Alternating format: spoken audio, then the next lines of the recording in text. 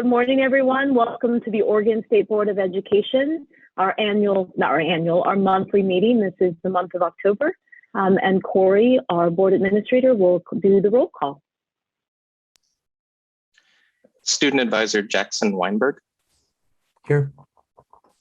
Student Advisor Rochelle Zabalza Arellano. Here. School Board Advisor Brandy Penner. Here.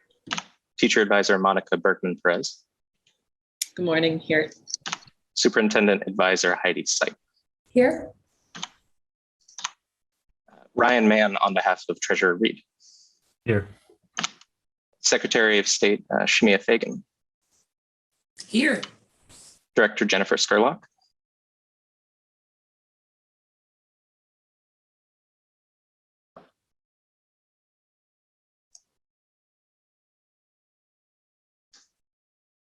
It seems we might have just lost Jennifer. I'm not seeing her on the thing.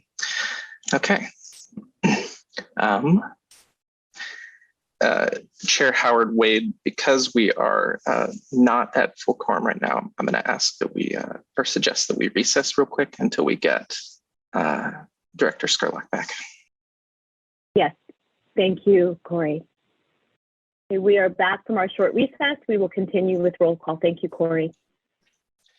Okay, I'm going to actually just quickly start over just to make sure we catch everyone. Student Advisor Jackson Weinberg. Here. Student Advisor Rochelle Zabalza Arellano. Here. School Board Advisor Brandy Penner. Here. Teacher Advisor Monica Bergman Perez. Here. Superintendent Advisor Heidi Sipe. Here. Ryan Mann on behalf of Treasurer Reed. Here. Secretary of State Shemia Fagan. Here. Director Jennifer Scurlock. Here. Director Jerry Colonna. Here. Vice Chair Guadalupe Martinez Zapata. Here. Chair Kimberly Howard Wade. Here. And Director Colt Gill. Here, thank you. So we are joined today by Oregon Secretary of State Shemia Fagan, as well as Oregon Kid Governor Tanish Garg. Tanish is a fifth grader at Springville K through 8 school in Beaverton and was elected by his fellow fifth graders from across the state. Tanish, we're so happy to have you with us today, and we invite you to share some remarks. Welcome. Good morning, everybody. Thank you, Chair Wade and Vice Chair Zapata and members of the board for having me today. My name is Tanish Garg. From September, I have been a sixth grader at BASE, the Beaverton Academy of Science and Engineering. I ran for Oregon Kid Governor on the topic of racism. I wanted to spread the word of kindness and inclusiveness and not have any kid be feeling left alone or judged because of their culture or color. I feel that bringing about awareness of the different cultures and ethnicities will help us understand each other better and judge less. I am very thankful for my fifth grade teacher, Mrs. Sewell, and my elementary school, Springville K8, for encouraging me to run for Oregon Kid Governor. My 3-point plan is called ACT. The A stands for awareness. I created a club, BU, and it was named as such because I wanted every kid participating in Club BU to be just themselves. In Club BU, we learn about the different ethnicities. During the past few months, we have learned about the African American, the Israeli, the Mexican, and the Indian culture. And we will soon be discussing about the Chinese and American cultures as well. The C stands for communicate. I have also been reaching out to families who celebrate different cultural holidays. They were always very inviting and happy to share their knowledge of their celebration with me. After this, I document the facts in my blog. So far, I've covered Chinese or Lunar New Year, St. Patrick's Day, Holi, Cinco de Mayo, Juneteenth, July 4th, and Rosh Hashanah. It has been a ton of fun to learn about these holidays with my friends. Just having this knowledge can help us do little things, like wish each other during each other's festival and give them a sense of belonging and acceptance. The T stands for take action. Recently, Club BU also hosted a small cricket sporting tournament as well. There's nothing quite like sports that can bring everyone together. We also had a multicultural food sale with fusion foods during the tournament. It was really enjoyed by a lot of participants, and it gave me an opportunity to talk about my platform, the community issue, and the Oregon Kid Governor program as a whole. I think the most impactful experience was to learn about the different cultures and talk to different families while executing my 3-point plan. One of the most exciting parts of my term has been meeting our respected elected officials and learning about how the government works for them. It has been a great civics learning. My key takeaways are that no matter the age, kids can all take little steps to make a difference.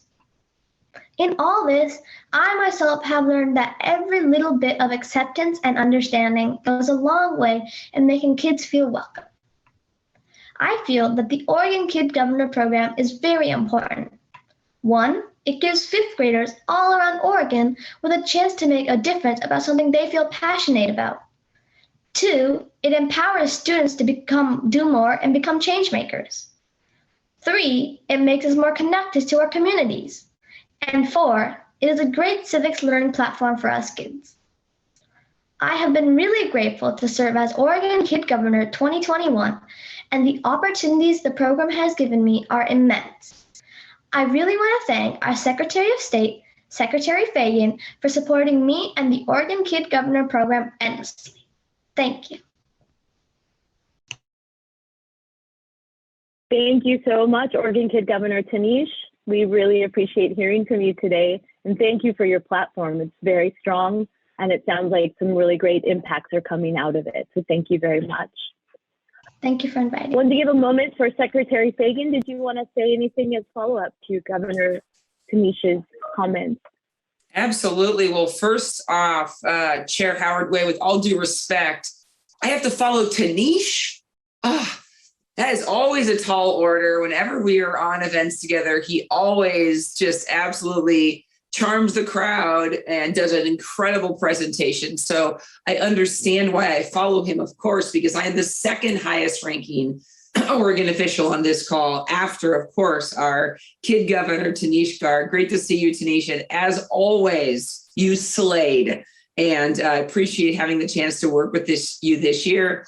I'm Shamia Fagan, and I use she, her pronouns. And it is absolutely my honor to serve as Oregon's 28th Secretary of State. I always like to remind people that that's with the caveat of I'm the 5th secretary in the past 6 years. So 28 since statehood in 1859, but 5 in the past 6 years. So I am absolutely thrilled to be here and honored that Oregonians gave me 4 years to serve as your Secretary of State. And I have really appreciated the opportunity to step into my predecessor, Secretary Dennis Richardson, the late Secretary Dennis Richardson. He brought Oregon into the Kid Governor program to be the second state after Connecticut. And we have been blown away. The program is good. The kids who serve and participate are extraordinary, as you just saw with Tanish. And so we've been thrilled to not only continue this program, we are working to grow the program within Oregon, have more schools participate, and also encouraging other states to participate. So we have really been impressed with Tanish, Governor Garg's Club BU program, introducing students to cultures from all around the world and the country. And Tanish has met with our staff, legislators, Oregon's congressional delegation, and actually represented Oregon nationally.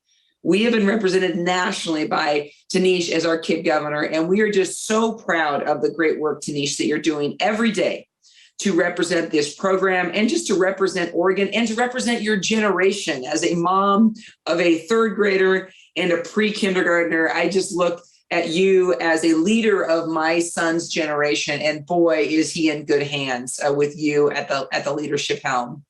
And your values and passion really just shine through. Did y'all see that? Did y'all see that? Just how his passion and his enthusiasm, and it's like that every time. Tanish never has a bad day. Ever. It doesn't matter. He's in different backgrounds sometimes. Sometimes the folks are walking through the shot but he is always on point, never has a bad day when he's representing us. And he truly cares. And I know that you all saw that. He truly cares about his community. And I want to say that as your Secretary of State, I am so lucky. And we as Oregonians are so lucky to have you, Tanish.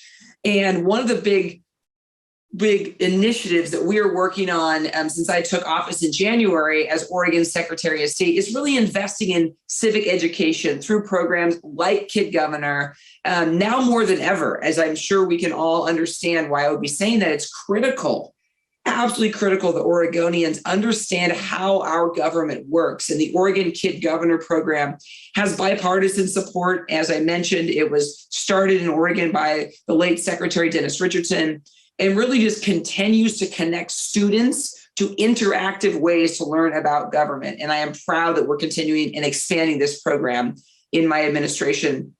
And one way that we see civic education is through participating in this program. And we love that Tanish has really brought to the forefront the inclusion of all students, all cultures, with race and economic status, zip code, gender identity, it doesn't matter. We want all students to participate. It's free. I'll say that again, it's free for educators and classrooms to participate in this hands-on learning community through interactive lesson plans. And fifth graders receive, although Tanish, as he mentioned, is now a sixth grader, but fifth graders will be participating this year, receive real-world experience by participating.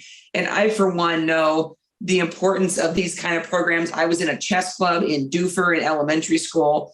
And for those of you who've heard me tell that story, being a part of that program in fourth grade literally changed the course of my life. And I'm so supportive of these programs and activities. And one thing that I want to close with is that we see civic education under our administration as beyond learning about the three branches of government. We really see civic education, particularly now after the 2020 election, as elections integrity, as combating mis and dis and malinformation. The last two elections have seen the number of cases of mis, dis, and malinformation skyrocket. And I know you know this, I'm preaching to the choir. This is something that is truly creating confusion from the people of Oregon. We have legislators emailing us for things like, we need a forensic audit, when they do or should know better. They do or should know better that we have safe and secure elections in Oregon, that our 36 independently elected nonpartisan county clerks do perform audits on every single election. But even the misinformation comes from, it's not just coming from everyday citizens who are being deceived, it's even coming from within our government. And so now more than ever, we need to be supporting our clerks in their work and committed to providing tools. It's not enough to just whack-a-mole these claims. We have to actually provide proactive tools for our clerks to fight back against this mis and dis and malinformation. And so my office has invested in a new 2-year pilot program targeted at serving Oregon's 36 county clerks. They are very credible voices on our longstanding election integrity. So our program is serving them and elected officials to combat this misinformation. And my goal is to provide resources to Oregonians all across the state and ensure that you have the tools to fight back against this disinformation, that when somebody brings it up at a dinner party or at a kid's basketball game, that you have those tools to push back and say, we do audits. We've done audits for years. And we know that Oregon's elections are secure. And as part of the first phase of this work, we've launched an election integrity website. You can check it out at oregonvotes.gov/integrity. And again, that is step one. And this initiative is just the start. We want to thank the legislature for funding this and for recognizing the urgency around mis, dis, and malinformation. And this initiative is just the start of ensuring access to accurate information about how elections work here in Oregon, how they are secure here in Oregon, and how we continue to expand access to all eligible Oregonians to get those ballots and to remove barriers to them participating and turning those ballots in. And Oregonians can find information about Oregon's secure elections process, learn how Oregon ensures accurate and reliable results, and how to spot false information in elections, and much more on oregonvotes.gov/integrity.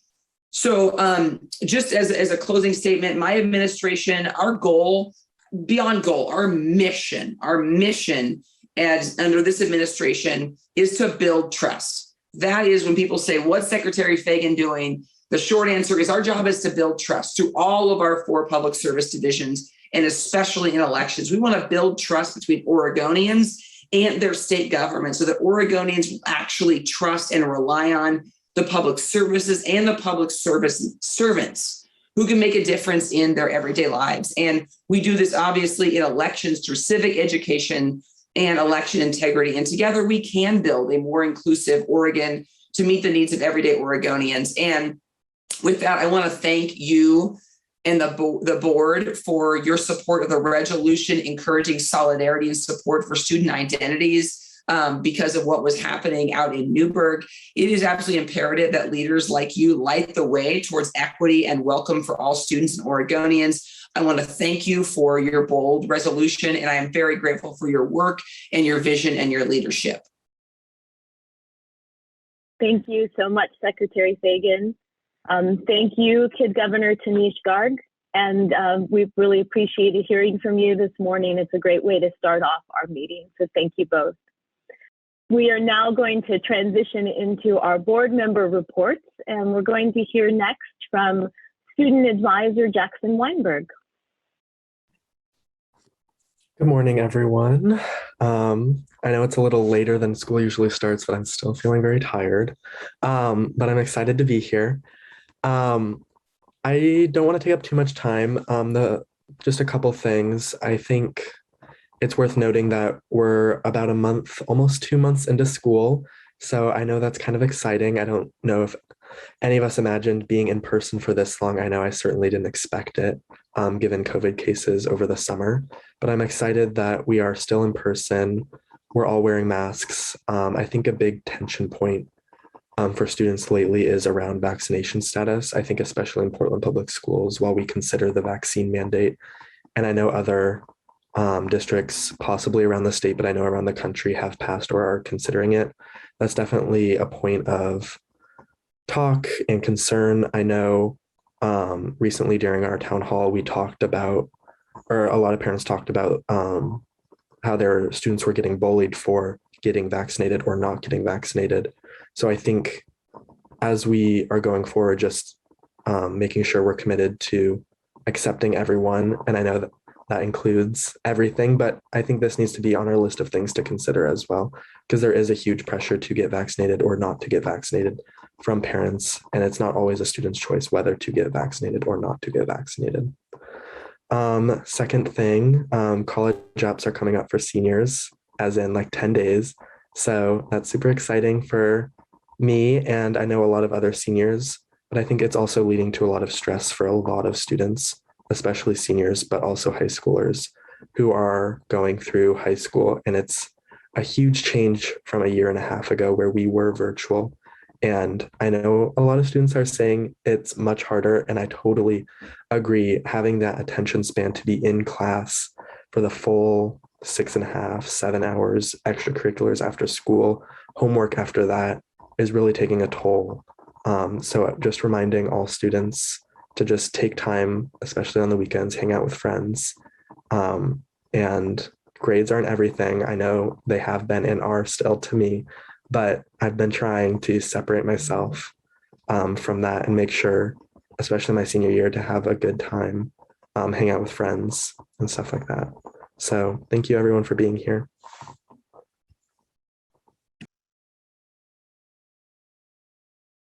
Thank you, Student Advisor Weinberg. Student Advisor Zaval, I'm going to get this right. Zaval, can you say it again? And then I'm going to write it down phonetically. Zavalza. Zavalza. Student Advisor Zavalza Arania. Can you please go? Thank you. Yeah, not much on my end either. And as Jackson said, I'm also really just excited and thankful that we've been able to stay in person and, you know, have somewhat of a normal senior year on our end. I think for the most part, just the only update I have is I know just because of COVID, many like events have been canceled, or most traditions in our schools, but I have really appreciated the creativity of a lot of the students in different districts and schools of how they've approached the situation and how they've created new events or just a new tradition. And I think that's something to take notice of, and that we're still trying even with COVID. And I would also like to add, the other day was a Mental Health Awareness Day. And I know my school, we honored with one of our programs called Saxon Strong. Just again, noting like the importance of self-care and how much we appreciate everyone, even through this year and everything we went through last year, and that we're all going through this together. But yeah, that is all on my end. Thank you very much, Student Advisor Zavalza. We're going to hear from School Board Advisor Brandy Pinner. Good morning. Yes, and thank you, Student Representative Zavalza. I agree. We're all in this together, right? And I'm so grateful that students are still in classrooms and there's some semblance of routine that's occurring now in families. And I wanted to thank everybody who submitted the public comments for this meeting. I think that it's always so important to hear different perspectives and understand where people are coming from. So thank you for that. And thank you to everyone, including on this board, who is committed to providing an outstanding educational experience for all of our students across the state. Let's see, update on school board service. Well, it's becoming an increasingly challenging and sometimes untenable job in a very short amount of time for a lot of people. In the state of Oregon, all school board members are unpaid, elected volunteers. Many of us are parents and grandparents. Some have been in education for decades and others are new to public education and service. While we all come with different life experiences, we all have one job, and that's to serve the students in our care. Our communities elect us to serve our students, and that's it. However, as we watch school boards across our state become actually educating the kids in our communities, we have to remember to center the humans in our districts. These distracting arguments and policies and directives are divisive intentionally. It seems to be an all or nothing game in which there's no room for conversations or better understanding of what actually occurs in our classrooms or the role of school boards. And students are undeniably on the losing end of these performative politics. While some school boards clash publicly over their roles and responsibilities, there are thousands of people across the state ensuring that our students' needs are met every single day. I'm forever grateful to every person in our buildings focusing on the needs of the kids sitting in front of them. The student who feels alone, the kindergartner who's overwhelmed by the expectations of the classroom, or a senior who has no idea what's happening next. These students are being met with care and compassion by people bending over backwards to support and offer resources. And caring people are trying to meet our kids' needs every single day, and I want to say thank you so much. I implore all of us as leaders and parents to keep the focus of our efforts on students. This isn't about us, it's about educating future generations of Oregonians. And they're telling us what they need. And if we don't listen and rise to the challenge, I fear that we will not be forgiven. I ask that each of us take the time to listen to students and educators to understand their experiences better so that we can lead into a brighter future. And as always, I am forever grateful and thankful to be of service to the state board and also the students of Oregon. Thank you. Thank you so much, School Board Advisor Pinner. Let's go to Teacher Advisor Monica Bergman-Perez. Thank you, Chair Wade. Good morning, members of the board. These last month and a half with students and families has offered a lot of opportunities to celebrate our students in the bright spots that they are. This week, we rolled out some parent coaching sessions that really brought a lot of light into the room and were helpful in shifting perspectives from, ooh, let's target these problems and fix some things and try some things to make these problems better. More towards, let's look at the highlights and let's look at the bright spots and the way that we can fill ourselves with the love that comes from that and our souls in a bright way. In reading through the public comment, there was so much support for the Every Student Belongs initiative. And thank you for submitting your public comments. We definitely read through them and they are so valuable, just like Brandy was saying. I'd just like to bring a few points out that resonated with me or that caught my attention in those public comments, and I'll be pretty brief. I think that there's been a theme and discussion of meeting people where they are without judgment and centering humanity in our interactions with everyone. There's one individual wrote that we might not agree, but he thinks that real progress is made when we can have open, respectful conversations. And I do truly believe in having these courageous conversations while centering humanity, embodying love and care. And we have a lot of conversation today as well around the COVID recovery services and the concerns around paperwork and increased time commitment, lack of funding, a lot of pieces there that we'll definitely be diving into later on. But what I see is a lot of caring individuals pushing through all of their personal barriers and lots of layers of thick mud to get through to serve the students that are in their care. And it's a beautiful thing.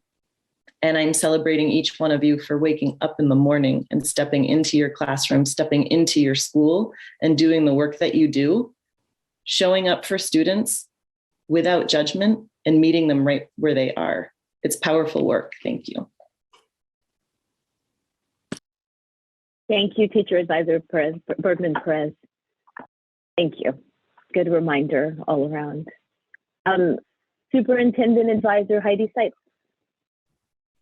Good morning. Thank you so much for the opportunity to visit with you today. We are off and running in this beautiful school year and really enjoying having kids back, and their voices in the halls and the classrooms bring me such joy, and I'm thankful for it every day. But I absolutely agree with much of what Advisor Bergman just stated, Bergman Perez, pardon me. And I think it's very important that we recognize the workload on our educators right now. And a lot of the things that I'm seeing on our agenda or things that we're talking about are well-intentioned, positive, wonderful work, but also things that are one more thing for our educators to do. And in a lot of our smaller systems, when it comes to one more report or one more plan or one more community engagement exercise that we must do, that's just me. I'm the only person. I'm the only person in my district office that does that work, just me. And so if I'm also going to be in classrooms and if I'm also going to get out there and spend time where I should, which is learning from kids and making sure that I understand their needs in the system, that means some of those things just have to give. And so as we're facing food shortages so badly that we can't even publish school nutrition menus, so kids don't know what they're going to have for lunch. Every day is mystery meal day right now. All of those types of challenges are so common. And that's just one example in the long list of pandemic challenges. Add in staff shortages, bus driver shortages, et cetera, et cetera, et cetera. And it's a really it's a challenging time and a really uphill climb. And so I do think that we are so appreciative to be here. We are so thankful to be here with kids. We love the learning that is happening. And I think there's a great urgency and a feel like we must catch kids up right now, and not enough recognition for the fact that we must just embrace everyone for where they are, help them move forward, and continue to support one another, because very challenging and very exhausting, and we're already tired, and it's October. And we have a lot of year left, and we have a lot of year that we need to make really meaningful and important for kids. And we're not going to do that if our administrators and our filing reports that no one can look at. So if we keep focusing on the work that's actually impacting kids in the classroom, I think we're all going to be so much better off. And I thank you for your work.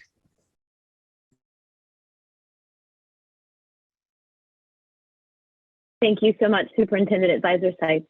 Thank you for telling it like it is and doing it with great optimism and good, positive energy. I think that's really important as well. So thank you. We're going to move to Ryan Mann on behalf of Treasurer Reed. Thank you, and good morning, everyone. I think I'm just sort of reflecting on my privilege in being part of this group. I want to sort of echo the sense of appreciation for the opportunity to hear from our kid governor and our Secretary of State. It's great to hear from them. Good way to start the meeting, and then just I don't know, thinking about what you all do every day, whether it's volunteering to be on the school board, and then it being much more than a volunteer role in terms of time and energy, and thinking about what teachers are doing every day, thinking about what students are doing. And it's, Superintendent Sipe just said what school leaders are doing to hold it all together. So and then all of you on the school board, I just, it's always an honor to learn from you all. So I actually don't have any specific updates from Treasury to share. Just wanted to echo the appreciation. Note that I recognize my sort of odd, circumstances and privilege that led to me being here, and I can just sort of learn from you all and hope to carry the messages you all share and infuse them into the work that we're doing. So I look forward to learning today and being part of some good work that's going on. So thank you. Thank you, Ryan. We've already heard from Kid Governor Tanish Garg and Secretary Fagan this morning, but Emily McLean, on behalf of Secretary Fagan, attends our meetings on a regular basis. Emily, do you have anything to add today for your board report? Nothing more from me. Thank you so much, Chair Howard Wade. Thank you. So let's hear from Director Scurlock, Director Jennifer Scurlock. Hello, everyone. It's good to see all of you. I'm having some internet issues, so you're going to see my face, two different spots on the screen. So thank you so much, Corey, for all of your help with my technology issues. It is so good to be back in school and to see student faces. I am enjoying it. It's a lot of work, as you can tell, as we all know, across the state. But it's wonderful. It's wonderful to get there at 8 o'clock in the morning and have students waiting and wanting to build relationships and talk, and they are hilarious and they are deep thinkers, and I love it. This year, as I'm teaching Ethnic Studies 101, also known as Courageous Conversations, and AP English Language and Comp and English 11, and it's been a lot of fun for me. My students in AP right now are learning Aristotle's rhetorical appeal and are creating these really cool commercials where they have to show that they can integrate logos, ethos, and pathos, or also known as pathos, into their commercials, and then just all of these really cool things. So they are having fun as they get to eat candy. We call it carrots and celery in class. And so as they're doing these commercials, so much fun with that. And I love one thing that's happening that I think is so beautiful. As all of you know, my students and I talk a lot about what it means to belong, representing different groups. And I loved reading the letters from our public comments around supporting our BIPOC community, supporting our LGBTQ plus kiddos. And I cannot express in words how much our kids express through writing and through small group conversations in the midst of being COVID friendly, as we engage in conversations, how much they talk about the importance of treating others with dignity and respect. And they really want to be supportive to their peers. And yesterday, I'll just share this before I end out. Yesterday, we did a special activity in ethnic studies, or courageous conversations, and we were able to go outside in the open area because I have about 40 kids in my first period class. And we did this special activity because oftentimes in their writing, they share with me who they are, but there's limitations to what they may share in an open setting. But I know as their teacher that if they break through that barrier, being able to share who they are, making connections to different racial groups, ethnic groups, religious groups, their different identities, that they will be stronger students overall. And I see it pour out in their work. So we did this special activity where we're all in this big circle.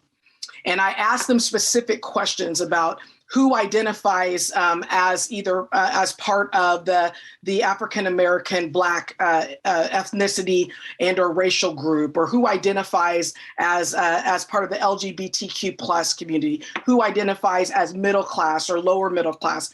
And students stepped out, and then I had them look around, and I honored them for stepping out, and then they stepped back into the full circle. What happened in that moment was that all of the curriculum, all of the things that we talk about in class around racial social justice, around the history of the United States, around what's happened even with our broken treaties here in the state of Oregon. As we engage in those conversations, what happens is that it's no longer a conversation about them learning about other people. It became a conversation about us, who we are in this space, who we see in this space, and how do we love and honor each other in this space. As we learn about other groups, we're also learning about ourselves.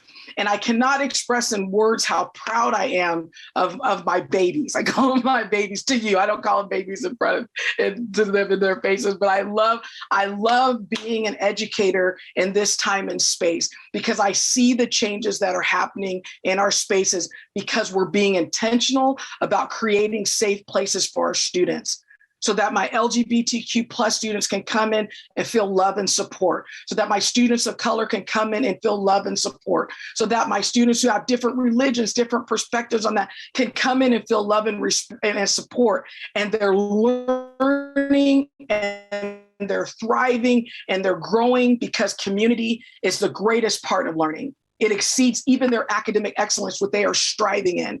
And I just wanted to share that in this space. Our kids are awesome. They are passionate. They are amazing. They are curious, and they want to be good people. And I see it every day in my babies in my class. So I want to encourage you. The most important thing that they want to know that adults care about them and that we are committed to their future. They want to know that. They want to see it. They want to be able to know that their voice matters, even though they may not be of voting age. And these kids are amazing. So I want to encourage you, keep loving on kids, keep showing up to their sporting events. They talk about that. Keep encouraging them. And whenever you see something that they're doing well, openly honor them and say, hey, I noticed that you did a great job. They are so hungry to just be loved and to be honored and to know that they are somehow contributing to the world that we live in. The best of the best are here in the state of Oregon, and it's an honor to be their educator, and it's an honor to represent them and to represent educators on the state board. So thank you so much. Excited teacher, I am. I love what I do, and it's always great to be here with all of you. Thank you so much. Thank you, Director Scurlock. Thank you very much. We are going to move now to Director Jerry Colonna. Thank you very much, Madam Chair. It's a pleasure to be with you and the rest of the group today. I have 5 short items I'd like to mention, and I'd like to start out by saying how happy I feel getting my 3rd Pfizer booster shot about 3 weeks ago. Feels really good, and I'm glad that now we're seeing the opportunity for our younger children who choose to be vaccinated to be able to have that opportunity. I have had the pleasure of being able to hold listening sessions in small, mainly elementary schools in rural Oregon since our last meeting.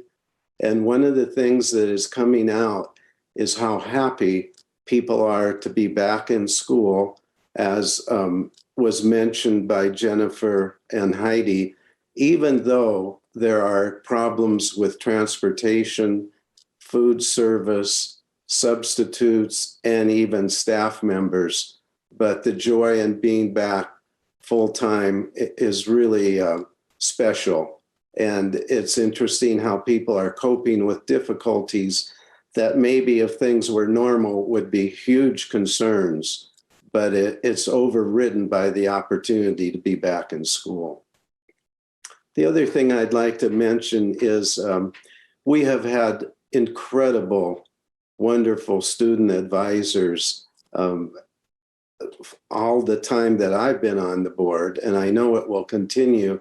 But one of the things that we've asked them is to keep in touch with us. Let us know how things are going after they've left us. And for those who have gone on to college or some other learning experience, you know, about Thanksgiving time, around that area, that end of November, there's a pretty good feel for how things are going. So I would hope that maybe Corey might reach out to at least our last student advisors and just have them check in terms of maybe a nice email message that could be shared to let us know how things are going. The third thing I'd like to mention, and was brought up by Brandy, the variety of different topics that we have received in our public testimony. It's moved away from just vaccinations or just masks, and now into a variety of topics that really support what we are working on during the agendas. They're helpful in terms of giving different perspectives, as Brandy mentioned, helping us to understand the topics outside of just what is presented to us by the staff, which is wonderful. So this is the first time, I would say, in about a year that I've really noticed a great variety of different points of view that just weren't on maybe some political items around vaccinations and masking and so forth. It's nice to see. The other thing I want to mention is the very important item of math standards coming up that we will be voting on at the very end of our agenda. And I hope at least some of you had an opportunity to view that YouTube video that Corey sent you on math standards from a national point of view from some real experts in the field that heavily emphasize data fluency. I think this is an important vote for us, and I very much appreciate the way our staff has presented that information to us. So those are my items for today. And as always, Madam Chair, it's a pleasure to be here with you and the rest of the members. Thank you. Thank you, Director Colonna. Thank you very much. Let's go to Vice Chair Guadalupe Martinez Zapata. Thank you, Chair Howard-Wade. Listening to everyone speak and to our kid governor and to everyone, I just realize how fortunate I am to be surrounded by so much light. I really appreciate that. And I wish that this was the case for everybody. I hope, I have confidence that this is the case it will be the case for everybody, for every student in our state. So growing up, I had little choice but to read, to praise, to sing along and cheer, and give accolades to men who were known as folk heroes throughout history. Davy Crockett, don't mind my singing there. Today, I can't even repeat the words that follow that chorus in the popular ballad. They're so offensive, especially to my Native American brothers and sisters. Kids would drive by while a couple of my friends, my sister and I, would walk down the small town that I grew up in to the store and yell out their windows, "Remember the Alamo." I honestly didn't even understand that intent until much later. So on Daniel Boone, these are some of the things that I see even today when I do the ever famous or infamous, whichever way we want to consider it, Google search. A legendary frontiersman, his family coming to America to escape religious persecution, Boone was held captive by Native Americans. And then similarly on Davy Crockett, a legendary folk hero of the Mexican-American War, also sometimes called the last American standing at the Alamo. His fame was revived by Walt Disney circa 1954, and he helped Andrew Jackson through an assassination attempt. I'm going to give you some alternate interpretations on Daniel Boone. He contributed to the genocide of the First Nation people of the continent. He betrayed the Native American people who took him in and the Shawnee chief by whom he was adopted as a son. Boone was a slave owner. Alternative interpretations to Davy Crockett: he was a freebooter who infringed on the sovereignty of Mexican land and stole it. He was a staunch advocate of slavery and its expansion into the Southwestern territories. He was factually practically irrelevant until he was mythically popularized by Walt Disney and the ballad used as the theme song for his show. These were the people that I was being taught were our folk heroes. Omitting and hiding the truths about American history is not only irresponsible, it has effectively created a culture of hate, of denial, and fragility. A culture of terrorist retaliation and demonization of anyone who believes it is important to give all children a glimpse, a simple glimpse of these truths. Davy Crockett and Daniel Boone were not and should not be revered as folk heroes.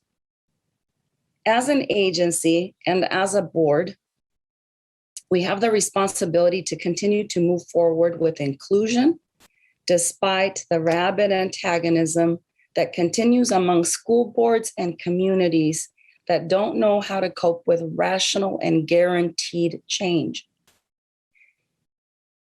I'm going to share with you some comments that have been heard in college classrooms over the last 3 or 4 weeks.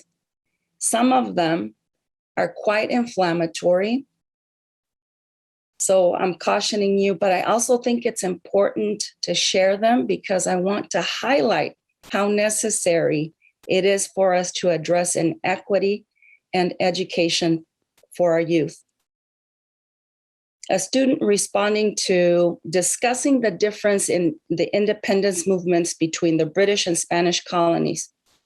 Spanish colonies, they said, didn't obtain their independence sooner because they were disorganized and because of their multiple ethnicities. Another student responding to describing a typical college student says, a typical college student in this country is an American citizen rather than a foreign national. It has no implication on how colleges serve students. Demographics don't mean anything in college. Yet another student, America is largely made up, and this one has some strong language, in my opinion.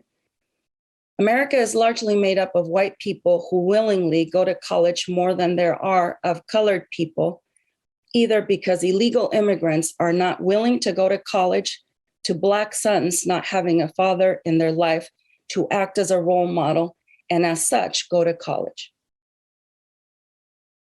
These are the comments that my peers, my colleagues, and myself are hearing today in our college classrooms.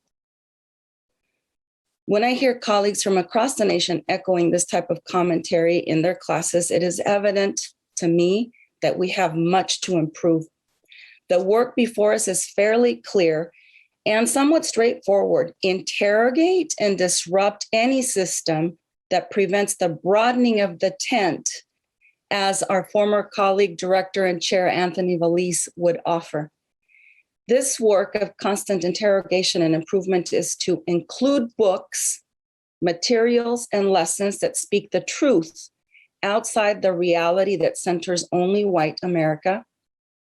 eliminate the deficit perception of non-white children and the need to remediate them, change skewed and biased assessment and testing, terminate disciplinary and punitive policies that marginalize, suspend, and or expel students of color physically and emotionally, stop inequitable funding practices, and finally, prevent the ongoing de facto segregation of and in our schools. I know that both our board, and this is why I feel so thankful and fortunate to be here with you, that both our board and the priorities of ODE have been reflecting this work. And I hope and I am confident, as I said before, that we continue to undertake it expeditiously and with even more rigor in light of the many recent attacks on demonstrations of equity in our schools. I really appreciate the reminder from Superintendent Advisor Sipe about how overwhelming all of this work is on our teachers, administrators and staff in general. And I insist that we commit to doing things differently versus additionally. Yes, the best of the best is here in Oregon, Director Skurlock. Yes, it is. And finally, I leave you with this ongoing commitment. Black lives always matter. And there is always a place at my table for students of every background. You do belong. Thank you. Thank you, Vice Chair Martinez Zapata. As always, I am happy to go last because there are so many great things and reflections and thoughts and feedback that is shared by you as board and advisors and representatives of our elected officials on this board. So thank you very much for sharing your thoughts. I want to particularly note a couple of things that I heard today and reflect back to you, but then add a couple of things as well. I believe it was teacher advisor Bergman Perez who said we're all in this together. And it was during Kid Governor Tanish Garg's comments that I thought about learning to be a courageous leader as he is learning to be as a fifth grader, and what courageous leadership actually looks like, in particular in this time of the illumination of great difference. We've always known that the United States was a melting pot, or we used to call it that. But the question I always had as a kid was, what are we melting into? If we all melt into something that looks like goop, then where are all the beautiful illumination of where we are uniquely different? And then there was the conversation, maybe the United States is more like a tossed salad. But even when you think about salad, there's usually more lettuce, right, than some of the other vegetables. Some of the other vegetables get chopped up into small pieces. And depending on how you like your salad, you might have large pieces of lettuce. You might add other greens like kale or spinach, but those two don't seem to have the kind of reflection on this piece of lettuce is really good, but it's only good if you add it to this tomato, and if you put some avocado on it, if you like avocado. So I'm wondering about more like a chopped salad, right? So then everything gets in the mix, but then when you chop it up, the pieces are a little bit more uniform.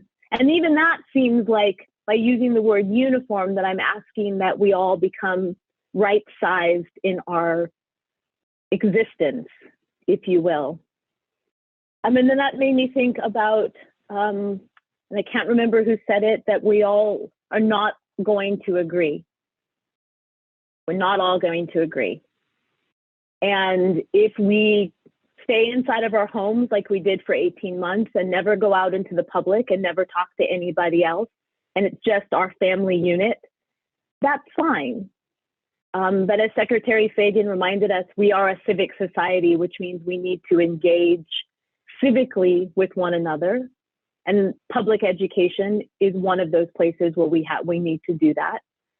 Government, how we elect our officials and hold our elected officials responsible for leading is another way that we do that. So we can't stay in our homes and agree to disagree. We do have to interact with each other. So then how do we do that? How do we lead without perspective? And by that, I mean without taking a particular perspective and amplifying it, right? But rather thinking about those little pieces of the chopped salad and making sure that all voices are heard and taken into consideration, that all voices are at places of leadership and are in positions to make decisions about all children. And mostly that as we think about that we're all in this together, that our one priority, if you recall from our retreat this year when we met with the table group, Holly Houston reminded us that priorities, plural, is something that we in our modern world have created. That the Greeks had one priority. There was no such thing as plural priorities. And that as members of the State Board of Education and as advisors to the State Board, our one priority is our students. And that means that we have to look at each student as individuals, as well as think about how each of those individuals have a voice. I've heard Director Colt say many times, we used to be a homogenous community, and therefore the voice was one voice. We're not a homogenous community anymore. And the United States has never really been homogenous. We've always been a chopped salad. And now what we're saying is every piece of that salad needs to have a voice at the table and needs to be seen. And that's going to be uncomfortable because we're not all in agreement on what we are seeing or how we see it or how we talk about it, how we reflect on it. And that's the part that is difficult. But I think we do have an opportunity to teach our children how to be empathetic, how to be good listeners, how to be civic-minded, how to focus in on bettering themselves and becoming lifelong learners so that they will always be curious about those who do not look like them, who may not eat the same kinds of foods that they do at home, whose home structure may look different than theirs, and that there is not right or wrong in the sense of who they are as a person, though they may have their own moral and religious beliefs that dictate that there is a right or a wrong, but that those are their beliefs, and trying to impose their beliefs on somebody else is not kind. There is sharing, and there is trying to make somebody in your own image, and there is a difference. I am reflecting on this in a personal way because I have twins, as you all know. They're two different people. They both came from my DNA. They are two different people. They're raised in the exact same home with the exact same parents, the exact same dog, and they are two different people. And as a parent, I have to then respond to them and be curious about them, where they are and who they are. I also recently got married.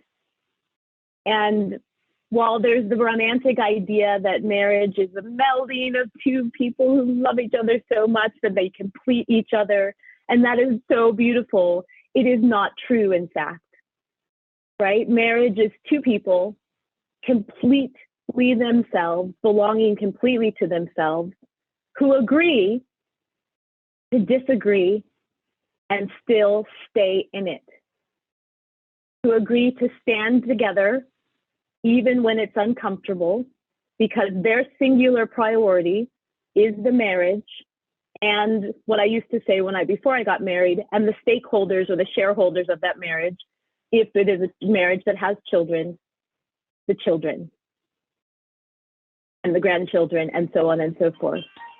So the one priority is the marriage, even if we don't agree. We have to find a way to make sure that marriage stands. And in this regard, in this table, at this Zoom table of the State Board of Education, we may not agree amongst ourselves. We definitely know that we do not agree amongst the entire ecosystem, but we agree on one thing. Every school district, all 192 or 7 districts, we all agree. Every teacher in every building, every principal in every building, every school volunteer and school administrator, every superintendent, every community member, whether they have children or not in the system, agree that our number one priority is our students, and that each of them are individuals. So when we say as a State Board of Education that we stand together, we do that to make sure that every single part of that chopped salad has a voice, and that they are seen, and that they have a sense of belonging, so that they can grow to be our future leaders. We want our future leaders to be empathetic. We want them to be curious. We want them to be great problem solvers. But we also want them to be collaborative. We want them to know how to work well with others, right? Everything we learn in kindergarten. How do you play well with others? We also want them to have a commitment to themselves and making themselves a better person on behalf of the community. And so we may not always agree, but we do stand together. And our job as the State Board of Education is to make sure we are elevating the voices of those who don't always get to have a voice on behalf of equity, on behalf of our number one priority, our students. So as we go into fall and think about this time that we enter after this of wintering, it's an awesome time to reflect on what falls away, but then what comes back after some time of quiet and reflection in the spring. Thank you, everyone. I think we are at the perfect time for a 5-minute break before we hear from Director Holtzgill. Thank you, everyone. We'll be back at 10:12. Welcome back from our break. We're now going to hear from Director Gill with the Oregon Department of Education Director's Report. Thank you, Director Gill. Great, thank you, Chair Howard. I have a little bit of a more broad set of sharing to do, much like Director Colonna mentioned about the public comment. I've been very focused on keeping you up to date in regards to the school operations, but I'm going to share a little bit more today. So I will talk a short time about school operations. I also want to highlight the Summer Learning Best Practices Guide that was released earlier this week. Talk a little bit about ODE operations, and I'll explain why when I get to that point. Share a little bit about Senate Bill 732 and the work of the board will have this year related to that Senate bill. And then talk a little bit about the Racial Justice Council's efforts to elevate student voice. Before I get started, I did want to note that this is the first year that the state of Oregon officially recognized Indigenous Peoples Day. And I think that this relates much to what Vice Chair Martinez Zapata shared in her opening remarks.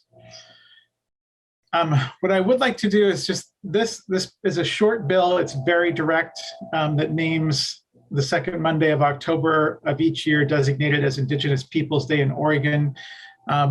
We are now among 13 states that have taken this action. When this bill was passed, there were fewer states. What I'd like to do is just read the preamble to this bill to you all, and then leave it at that, because I think it says quite a bit.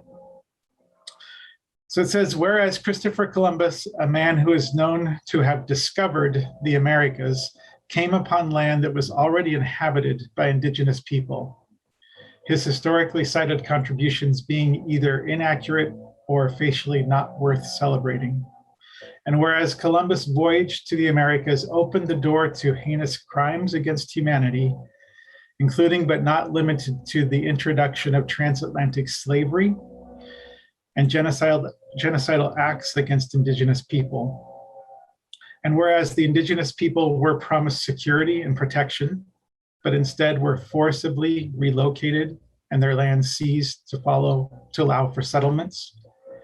And whereas the state of Oregon recognizes and acknowledges the traditional homelands of Oregon's 9 federally recognized tribal nations, and whereas the state of Oregon recognizes and acknowledges the significant contributions to this state, to the state of Oregon's 9 federally recognized tribal nations, as well as those of many Native Americans from tribal nations across the country, and commits to ensuring greater access and opportunity for continued contribution by Indigenous people.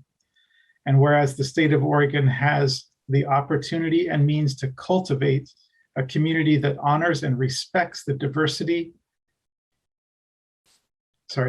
history of this land. And whereas the state of Oregon does not formally recognize Columbus Day, and whereas it is appropriate to recognize the original inhabitants of the Americas, Indigenous people, and whereas the idea of Indigenous Peoples Day was first proposed in 1977 by a delegation of Native nations to the United Nations. And whereas the state of Oregon, upon adoption of this act, would become the 11th state of the United States to formally recognize Indigenous People Day, now therefore be it enacted by the people of the state of Oregon that the second Monday in October of each year is designated as Indigenous Peoples Day. At the Department of Education, we also shared out the 9 essential understandings that were developed by the 9 federally recognized tribes in Oregon in preparation for sharing the tribal history of the state of Oregon to students across the state of Oregon. So we will have asked Corey to email that out to you all. We have shared it previously, but I think this is a good time to share that document again as well. Okay, now into the update. School operations. So you've heard from students, from educators, and school leaders that school is going in Oregon. School is really challenging in Oregon right now, but people are happy to be back in the space together and learning together. And folks are working really hard to make all that happen. This month brought the deadline for the vaccination requirements for educators and volunteers in public schools. All school staff were required to share their verification of their vaccination with their employer, volunteers with the entities they're volunteering with, or seek a religious or medical exception to that requirement. That has happened. All of our school districts were able to remain open and serving students in person, which is a huge win. Another huge win is that we have exceedingly high rates of vaccination of adults that are working in our schools. That provides better protection for them. It provides better protection for the students that are in that space, the mostly unvaccinated students that are in that space. And it also helps to stabilize that workforce, because when folks are vaccinated and they become a close contact with somebody with COVID-19, they are not required to quarantine unless they have symptoms. So that keeps our staff in contact and regular support of our students in our schools. So this was a tremendous win for the state of Oregon. And it was also very, very challenging. I want to recognize for some of our educators, and it was very, very challenging for the employers, the 197 school districts and 19 ESDs, and after school and before school programs that operate on those sites. It was a logistical challenge. It was an emotional challenge for folks. And in the end, they did come together and were able to continue operating. So really, really happy about that. As winter approaches in Oregon, we all spend more time indoors, and that is a place where COVID-19 spreads more readily.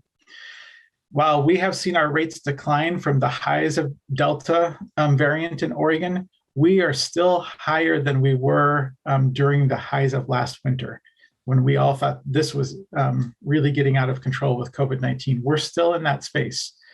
We're seeing hospital rates come down to a degree. We're seeing a smaller reduction in the use of ICUs. But we're still in a place where we have a lot of folks that are actively infected with COVID-19 and seeking medical assistance. When we all come together, it's more likely that that spreads from one person to another. So we are asking our schools to apply additional layers of protection. So I'm thinking more about how in the wintertime do they do what they can to ventilate their indoor spaces? How do they attend to the best they can the physical distancing to continue to wear those face coverings indoors especially? OHA is continuing to review the protocols that are required as well as the quarantine requirements. Right now, the two greatest challenges to keeping schools operating in person are staffing shortages that existed prior to the vaccination requirement and continue after it. These are hitting our transportation systems really significantly. They're also hitting our nutrition services programs across the state of Oregon. And they're hitting the classrooms as well in some cases, and especially in classrooms that have for a long time been harder to fill in Oregon, especially in rural parts of Oregon. So math and science, special education services, all of those remain challenges to maintaining in-person instruction right now. The other thing that is a real challenge is quarantines. So when a person becomes a close contact with someone with COVID-19, local public health authorities use a set of requirements or recommendations from the Oregon Health Authority and the CDC to determine the length of a quarantine. They have some options in counties across the state of Oregon. So they begin with a 14-day quarantine being the most beneficial level of quarantine. A 10-day quarantine being another option that can be allowable under conditions as determined by a local public health authority, and a 7-day quarantine that includes a test-in option in the last 2 days of that 7 days. So all of those are options. Those are applied differently in different counties across the state of Oregon, which I believe is causing some inequities in some of our students' access to school. So we have some counties that hold very strictly to the 14-day quarantine and don't allow for any of the other options. We have some local public health authorities that are allowing for the test back in after 7 days. And I'm working with the Oregon Health Authority to try to streamline that and frankly, to try to move to a test to stay policy where students and staff are regularly tested for COVID-19 if they become a close contact and can stay in school if those tests are negative. Earlier this month, we presented a school health advisory. These have been coming out so far on a monthly basis in the state of Oregon. They're put out by the Oregon Health Authority and ODE in partnership. The last one did ask school districts to carefully review their layers of protection for students, add to those, and to think about how they're implementing current layers of protection. So the recommendations call for things like physical distancing. So we're asking school districts to look carefully at where that's applied. We believe it's applied well in classrooms to a great degree across the state of Oregon, but we do need to think about what that looks like in terms of seating charts on buses, in terms of seating charts at meal times, and signage in hallways and things to help students keep that distance. What that does is, obviously help prevent the spread of COVID-19, but it also reduces the number of students who get impacted by quarantine. And that's a real goal, is to keep our students in school. The second item was around vaccination. We are also asking folks to continue to limit gatherings around non-essential activities with people from other households. And when they do come together, to try to do that outdoors, to wear masks, to maintain physical distancing, so that they don't come into contact with COVID-19 and bring that into the school system. We're also continuing to ask schools and other organizations to reduce extracurricular activities, and when they do hold those, hold them outdoors with masks and physically distanced. Where we are seeing outbreaks in school communities, oftentimes they are related to extracurricular activities where there aren't as many protocols in place. We're seeing spread in those kinds of activities quite a bit across the state of Oregon, where we're not seeing it so much in the school building in classrooms. And then when schools hold family events, we're asking them to first think about holding those online. If that's not possible, to again hold those outdoors with physical distancing and face coverings. So that's the school operations update. Again, more coming as we continue to review the rules with OHA and hopefully begin to see more changes in quarantine protocols, possibly changes in other protocols as well. I wanted to highlight just a couple of things from the Summer Learning Best Practices Guide. So my slides are available to board members, and there's a link here so you can see what I think is really an outstanding publication. This is coming out now. This is really about summer learning programs in the summer of 22. But this is the time in normal years when school districts would begin to plan for a summer program if they had the resources to offer one. Last year, they were under an incredible time crunch, and many school districts still pulled off some summer programming across the state of Oregon with state school funds. I'm hoping that those funds continue to be available. We know that there are available federal funds for this purpose, and where school districts have capacity, this is the time to begin planning those activities. You can see that this is taking a very strengths-based approach to summer learning. We're actually calling it a design for equity-driven summer learning programs that make some shifts from summer programs that are targeted only to those that are showing academic need, to making these programs accessible, equitable, and diverse and inclusive for all students.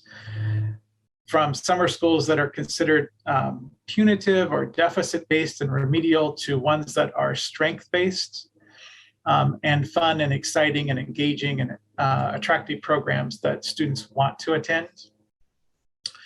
From programs that are focused solely on academic skills to ones that are well-rounded and integrated, project-based and hands-on and are multidisciplinary.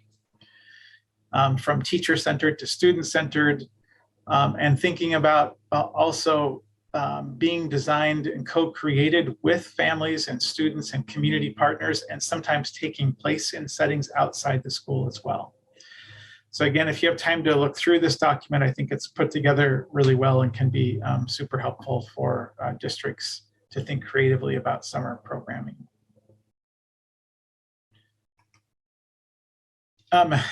Wanted to give you just a little bit of information around the agency itself. So October 18th was also the date for all state employees in the executive branch agencies to verify vaccination or seek an exception for religious or medical reasons. At the Department of Education, we had virtually all staff members by the final date provide that verification or seek a religious or medical exception. We have a handful of employees that we're still working with.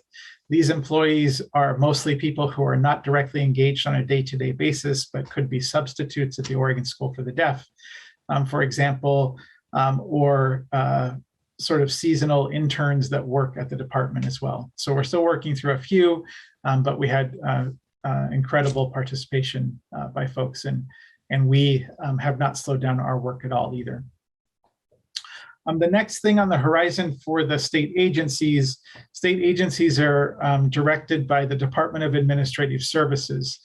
And in their work with the associations that serve as workers for the state of Oregon, have determined that executive branch agencies will open to the public again on January 3rd. So what that may mean for the board is, and the board leadership, is future decision-making around returning to in-person meetings or continuing with online meetings and thinking about public access to those meetings. So I'll continue to work with board leadership around those questions as we head towards January. I think just two other topics. So Senate Bill 732, I wanted to share this. This was one of the state board strategies that you developed to create education equity advisory committees to local school boards and school districts around the state of Oregon. The legislature passed Senate Bill 732 and the governor signed it into law. And it states that there shall be established at each school district an education equity advisory committee. And those committees advise the school district board about educational equity impacts of policy decisions. They advise the school district superintendent about educational equity impacts of policy decisions and actions of the superintendent, administrative actions. And they inform the district board and superintendent when situations arise in the school that negatively impact underrepresented students, and advise that board and superintendent on how best to address the situation. You all will be working through rules. We will work with our diverse rules advisory committee and other partners to develop those rules. The legislature recognized your early work in this and gave quite a bit of leeway to the State Board of Education to create rules under Senate Bill 732. So you'll have quite a bit to share about how these are implemented locally. So we'll be coming to you during this year to talk these through and share some draft rules with you. My final topic that I wanted to share with you is the Racial Justice Council. So this was formerly Governor Brown's Racial Justice Council, is now set in statute. So this will carry forward beyond the governor's term in office. The Racial Justice Council has several subcommittees. One of those is the Education Recovery Committee that focuses on education matters. We have members of our board, including Vice Chair Martinez Zapata and Director Skurlock, who serve on this committee. The committee in the past has had a student voice representation. Those voices have been past student advisors to the State Board of Education. The governor's office reached out to discuss, again, bringing additional students onto this committee. I did share directly contact information with our two current student advisors, so I believe they will be, or maybe have been, contacted by the governor's office about this possibility. And I also connected them to a few organizations that we regularly organize with when we need student voice at the table. So we regularly reach out to the 9 tribal nations who have tribal student advisories or student councils. We work with Oregon Student Voice. We work with the Oregon Association of School Councils and REAP, among others. And so they'll be reaching out to different entities to increase student voice on this council.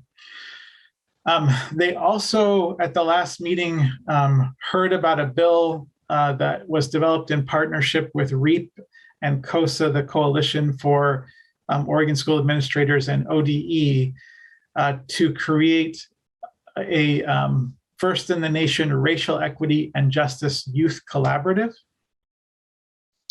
This would be support diverse student voice in policy making in the state of Oregon. So it would be a racial justice council for students that could share directly with the State Board of Education, directly with the governor and the Racial Justice Council, directly to the legislature, and help to develop policy for students by students in the state of Oregon.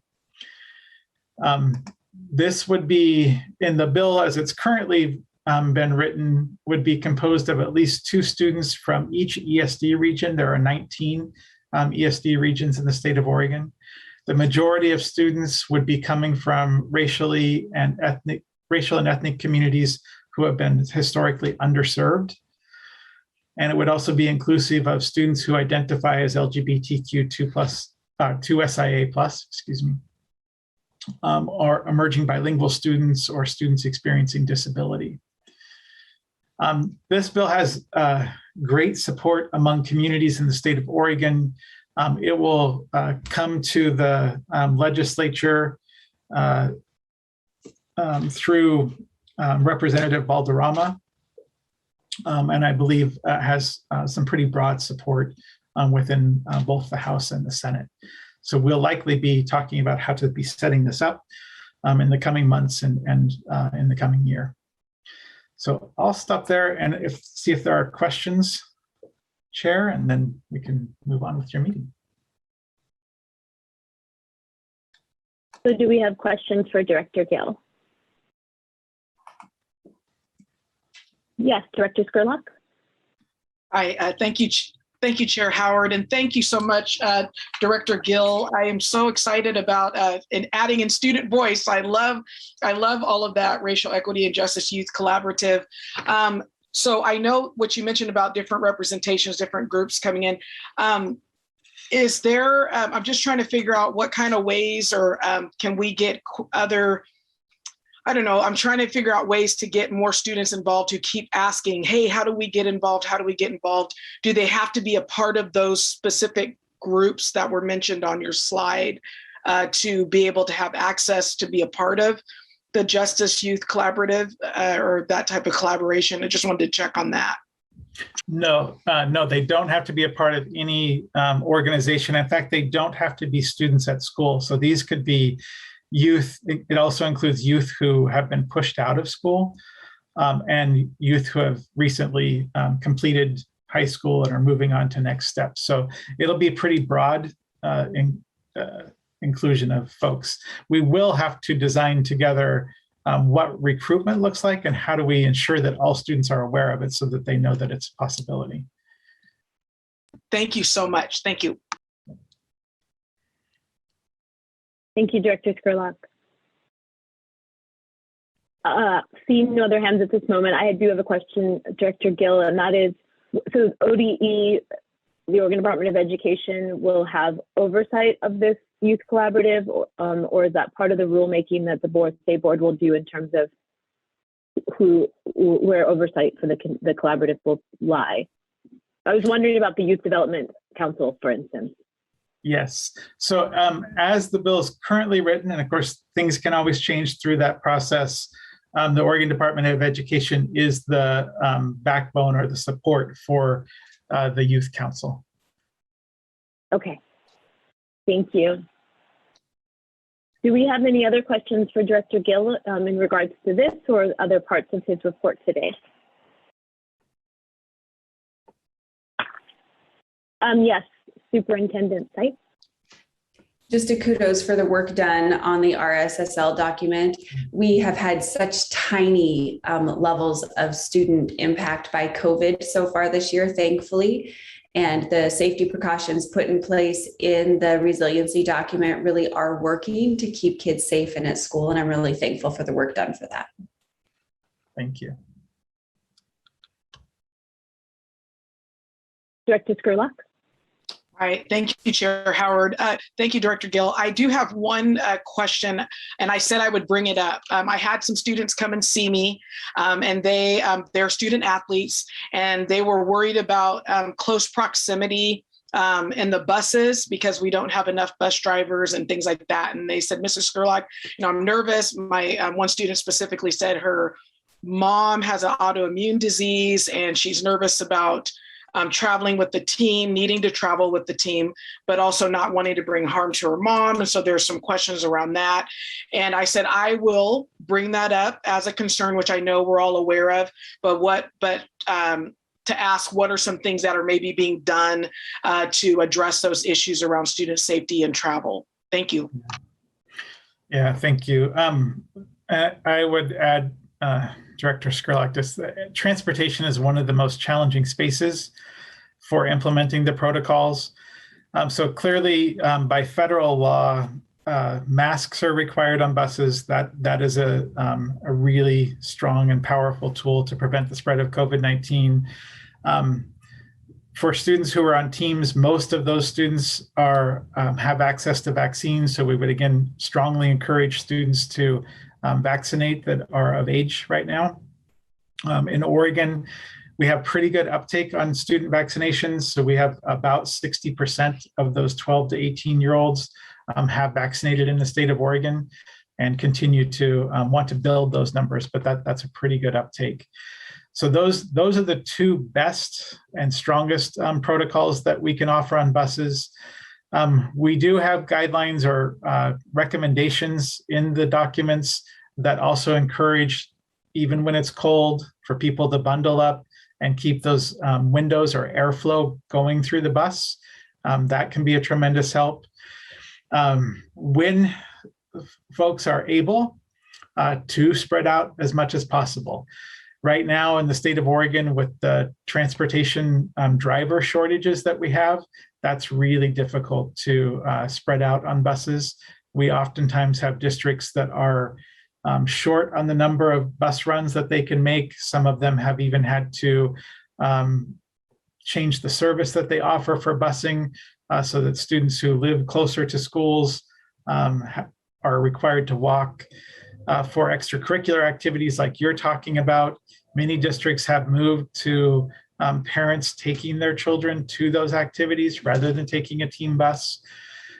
Those are the kinds of things that are happening in other places, but really, I think the strongest protocols are to stay masked the entire time, everyone on the bus, to open the windows, bundle up, and vaccinate if you're eligible.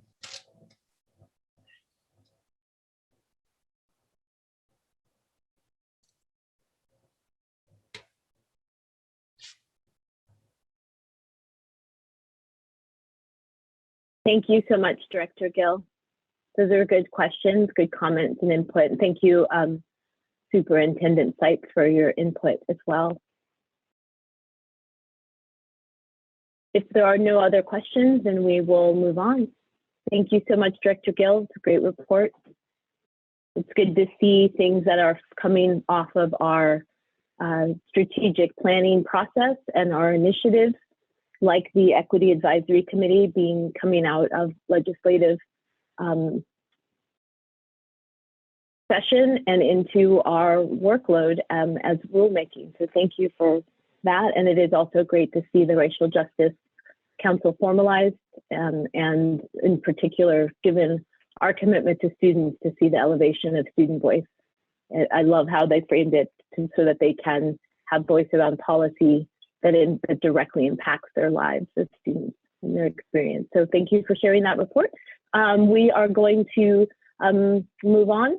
As we have been our practice since shifting to virtual meetings, the board has accepted a public comment via email for this meeting, and any comments received before the meeting have been made available to all the board members and been posted to Board Book. And you already, as public, have heard that we are reading those comments and responding to those comments and responding in this general forum.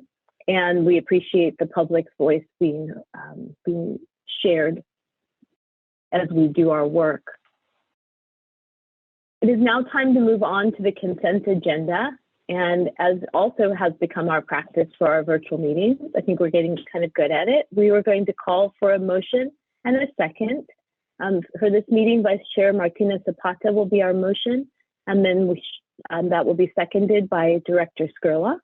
And then Corey, our board administrator, will do a roll call for board votes. So the consent agenda has been posted in the board book. So I would like to see if I can get a motion. Yes, Chair Howard Wade, I move the items on the consent agenda. Jennifer Skurlock, and I second. So we have a motion from Vice Chair Martinez Zapata and a second from Director Skurlock to move the items on the consent agenda. So all those in favor of moving the consent agenda, say aye. And all those opposed, say no during roll call. Thank you. Director Skurlock, Aye. Director Colonna, Aye. Vice Chair Martinez Zapata, Aye. Chair Howard Wade. Aye. So moved. Motion passes. We will now transition to first readings. Yeah, we have no adoption today. Okay. I was like, wait a minute, something's missing. So we are going to transition to first readings, and our first reading today is individualized COVID-19 recovery services. There is a presentation that will be given by Director Eric Wells from the IDEA program, and there might be others that he has brought to support this report in first reading. Thank you. Perfect. Just confirming that my slides are showing for everybody. Okay, so good morning, Chair Howard Wade and members of the State Board of Education. My name is Eric Wells, and I'm the Director of IDEA programs at ODE. I use the pronouns he, him, and his. I'm joined today by my colleagues, Lisa Bateman and Diana Cruz, who are both education program specialists on the IDEA programs team. We're grateful for the opportunity to present this rule to the board today for its first reading. We anticipate returning in December for a second reading and possible adoption of this rule. It feels like it was a long time ago, but it was only really about 2 meetings or 4 months ago that we first discussed this rule as a temporary OAR. That temporary OAR provided ODE with the authority needed to release guidance related to individualized COVID-19 recovery services, which we've done. Without getting too deeply into the content, that temporary OAR established a process, a universal process by which every child experiencing disability who receives special education services had their needs individually considered by the team that knows them best to determine whether and what additional or intensified services were needed in light of the COVID-19 pandemic, if any were. In that presentation, we also heard very clearly from members of the board that additional engagement was needed prior to returning to the permanent rulemaking process. And so therefore we've made sure to include the engagement efforts that we've undertaken in advance of today's presentation as part of our discussion today. And we're happy to address any questions the board has in that regard too. Before we get to those engagement efforts, which Lisa and Diana will share with you, I wanted to frame the importance of this rule for the board and of this process. So we've received input indicating that some people feel like this rule is unnecessary and that the same effect could be achieved through ODE simply issuing guidance related to this topic. We disagree. Adoption of a rule proactively ensures that this important process occurs for every eligible student. The Individuals with Disabilities Education Act, or IDEA, provides for compensatory services when there's a denial of a free appropriate public education or FAPE. Consistently over the course of the pandemic, our federal partners at the U.S. Department of Education, through their Office of Special Education and Rehabilitative Services, has affirmed that IDEA continues to be fully in effect and that compensatory services may need to be provided as a result of circumstances associated with the pandemic.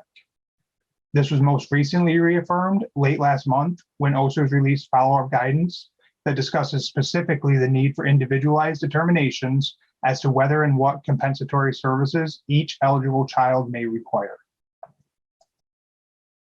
In that document, they noted that during the COVID-19 pandemic, some LEAs, which is local education agencies, primarily school districts, report having difficulty consistently providing the services determined necessary to meet the child's needs and address each of the goals in a child's IEP.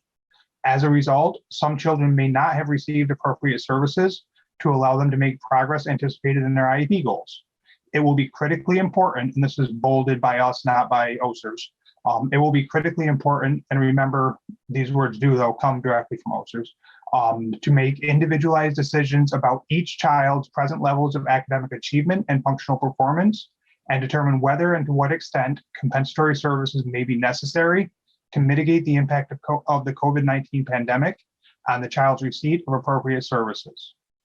Overall, the department encourages IEP teams to focus on the individual needs of the child, whether the child received appropriate services, and how additional services may support the child to make progress in light of their unique circumstances. Individualized COVID-19 recovery services is the mechanism that Oregon is using to ensure that IEP teams make those individualized decisions. And so in light of that guidance from OSERS and following consultation with our legal counsel, ODE's position is that individualized COVID-19 recovery services addresses that consideration of compensatory services that OSERS says is required. In their guidance document, OSERS stops short of telling states how they can ensure that their version of recovery services is synonymous with compensatory services that could be required under the IDEA, but they do point to an individualized determination based on the child's circumstances as a key determinant. Specifically, they noted that some states are offering these services to all children that is not based on individualized determinations, while others focus primarily on children with disabilities or at-risk children with other specific needs. For states and LEAs that do not utilize a process identified under IDEA for making individualized determinations about these services, based on each child's unique needs and circumstances, such services likely would not be considered compensatory services. And so in Oregon, we intentionally aligned our process to that IEP process established under the IDEA. Not all students are entitled to individualized COVID-19 recovery services. As described in the OAR, whether and to what extent a student needs these services is an individual determination made for each student experiencing disability based on their unique circumstances. In ODE's view, individualized COVID-19 recovery services addresses that need for compensatory services and more. We also thought that it was worth pointing out that OSERS specifically discussed the state education agency's responsibility related to compensatory services in light of the COVID-19 pandemic. One of the questions in the recent guidance asks whether the SEA has a role in ensuring this happens, and in part their answer reads, quote, yes, although decisions about compensatory services generally should be made by each child's IEP team, the SEA, through its general supervisory responsibilities, must ensure that its LEAs take appropriate action to mitigate the adverse impact of any failure to provide appropriate services, such as lost skills and lack of progress for children with disabilities. This is exactly what ODE is seeking to do with this OAR, ensure that appropriate action is taken for every eligible student in Oregon, consistent with the expectations of the U.S. Department of Education. ODE believes that adoption of this OAR is the most effective means of ensuring this happens. And then we know engagement was important to you. So next I'm going to turn it over to Diana so she can talk to you a little bit about the engagement timeline we followed and how that's informed rural development. Thank you, Eric. Chair Howard Wade and members of the board, I'm happy to be able to discuss our engagement efforts related to this OAR, how that informed the rules development, and some of the things we heard in this process. The department has sought significant feedback through multiple avenues to inform this rules development. We will discuss the specific feedback in detail in the coming slides. It was not the primary purpose of the meetings, but we received a significant amount of feedback during implementation training sessions. Based on that input, we revised the temporary OAR and brought a revised version, draft revision 1 in the docket, to engagement sessions for permanent rulemaking. We then held large group engagement sessions open to the public and targeted engagement sessions. After each, we considered the input from those sessions.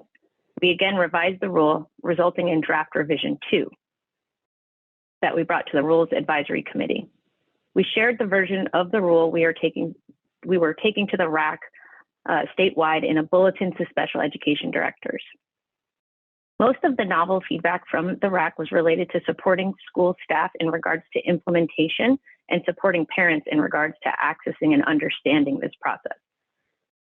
There were also multiple RAC participants who strongly supported the adoption of this rule. After considering the input from the RAC, no further changes were made to the rule. The version of the rule we're discussing today is listed as draft revision 2 in the docket. Next slide, please. The first round of engagement we did for permanent rulemaking came not in the form of intentional engagement, but rather in the form of implementation training sessions. These sessions proved to be incredibly fruitful in thinking through potential revisions to improve the rule, because discussing implementation with specificity with special education directors revealed much about where school staff were feeling pinch points in this rule. Over the 3 sessions we held between July and September, we had the opportunity to talk with nearly 350 school partners about implementing individualized COVID-19 recovery services.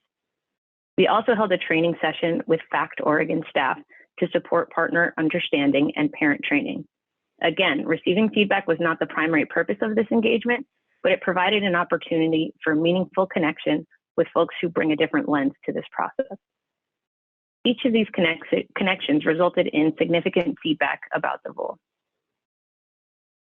In those sessions, the feedback we heard consistently surfaced concerns about the potential redundancy of this process to the IEP process, the notification requirement for all parents, and the requirement for districts to use the individualized COVID-19 recovery services review form, or a district-created form with the same content.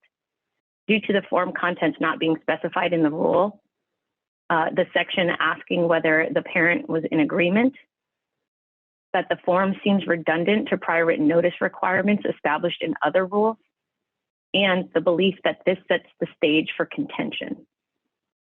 Next slide. Based on the feedback we heard in these sessions, we revised the rule and brought a draft to our permanent engagement sessions. Draft revision 1 in the board docket shows the specific changes we made after implementation training sessions and prior to permanent rulemaking engagement sessions. Generally, we made some language adjustments in multiple sections, added a requirement to reflect the need for any individualized COVID-19 recovery services in the eligible student's IEP, added a provision to ensure students were also afforded an opportunity to provide input into this process, and listed the requirement or the required elements of the individualized COVID-19 recovery services review form in the rule itself. Again, if you want to look more closely at all of these changes, they're in draft revision 1. Next, Lisa is going to talk to you a bit more about the permanent rule engagement sessions, what we learned from them, and how they informed further changes to the rule we're discussing today. Next slide. Thank you, Diana, Chair Howard Wade, and members of the board. I'm happy to be able to discuss our engagement efforts related to the permanent rulemaking process, how that informed the rules development, and some of the things we heard from participants. So, permanent rule engagement was continually structured around 3 guiding questions. What's helpful about each portion of the rule? What support might be needed to implement each portion of the rule? And how could we make each portion of the rule better? Universal large group virtual events were publicized via email to districts and ESD special education directors using ODE's Go Delivery mailing system and staff from FACT Oregon, Northwest Disability Support, and Central Oregon Disability Support Network. These events were open to the public, so we also asked special education directors to additionally share these events with anyone in their community who may be interested in participating. These events had over 50 individuals in attendance. In addition to public events, ODE wanted to ensure that we heard from participants who brought specific lenses to the work. We held 3 targeted small group virtual engagement sessions with broad representation from ESDs and school districts.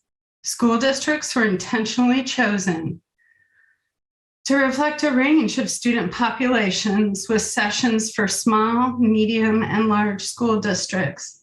Participants represented districts ranging in student population size from less than 1,000 to over 40,000 students.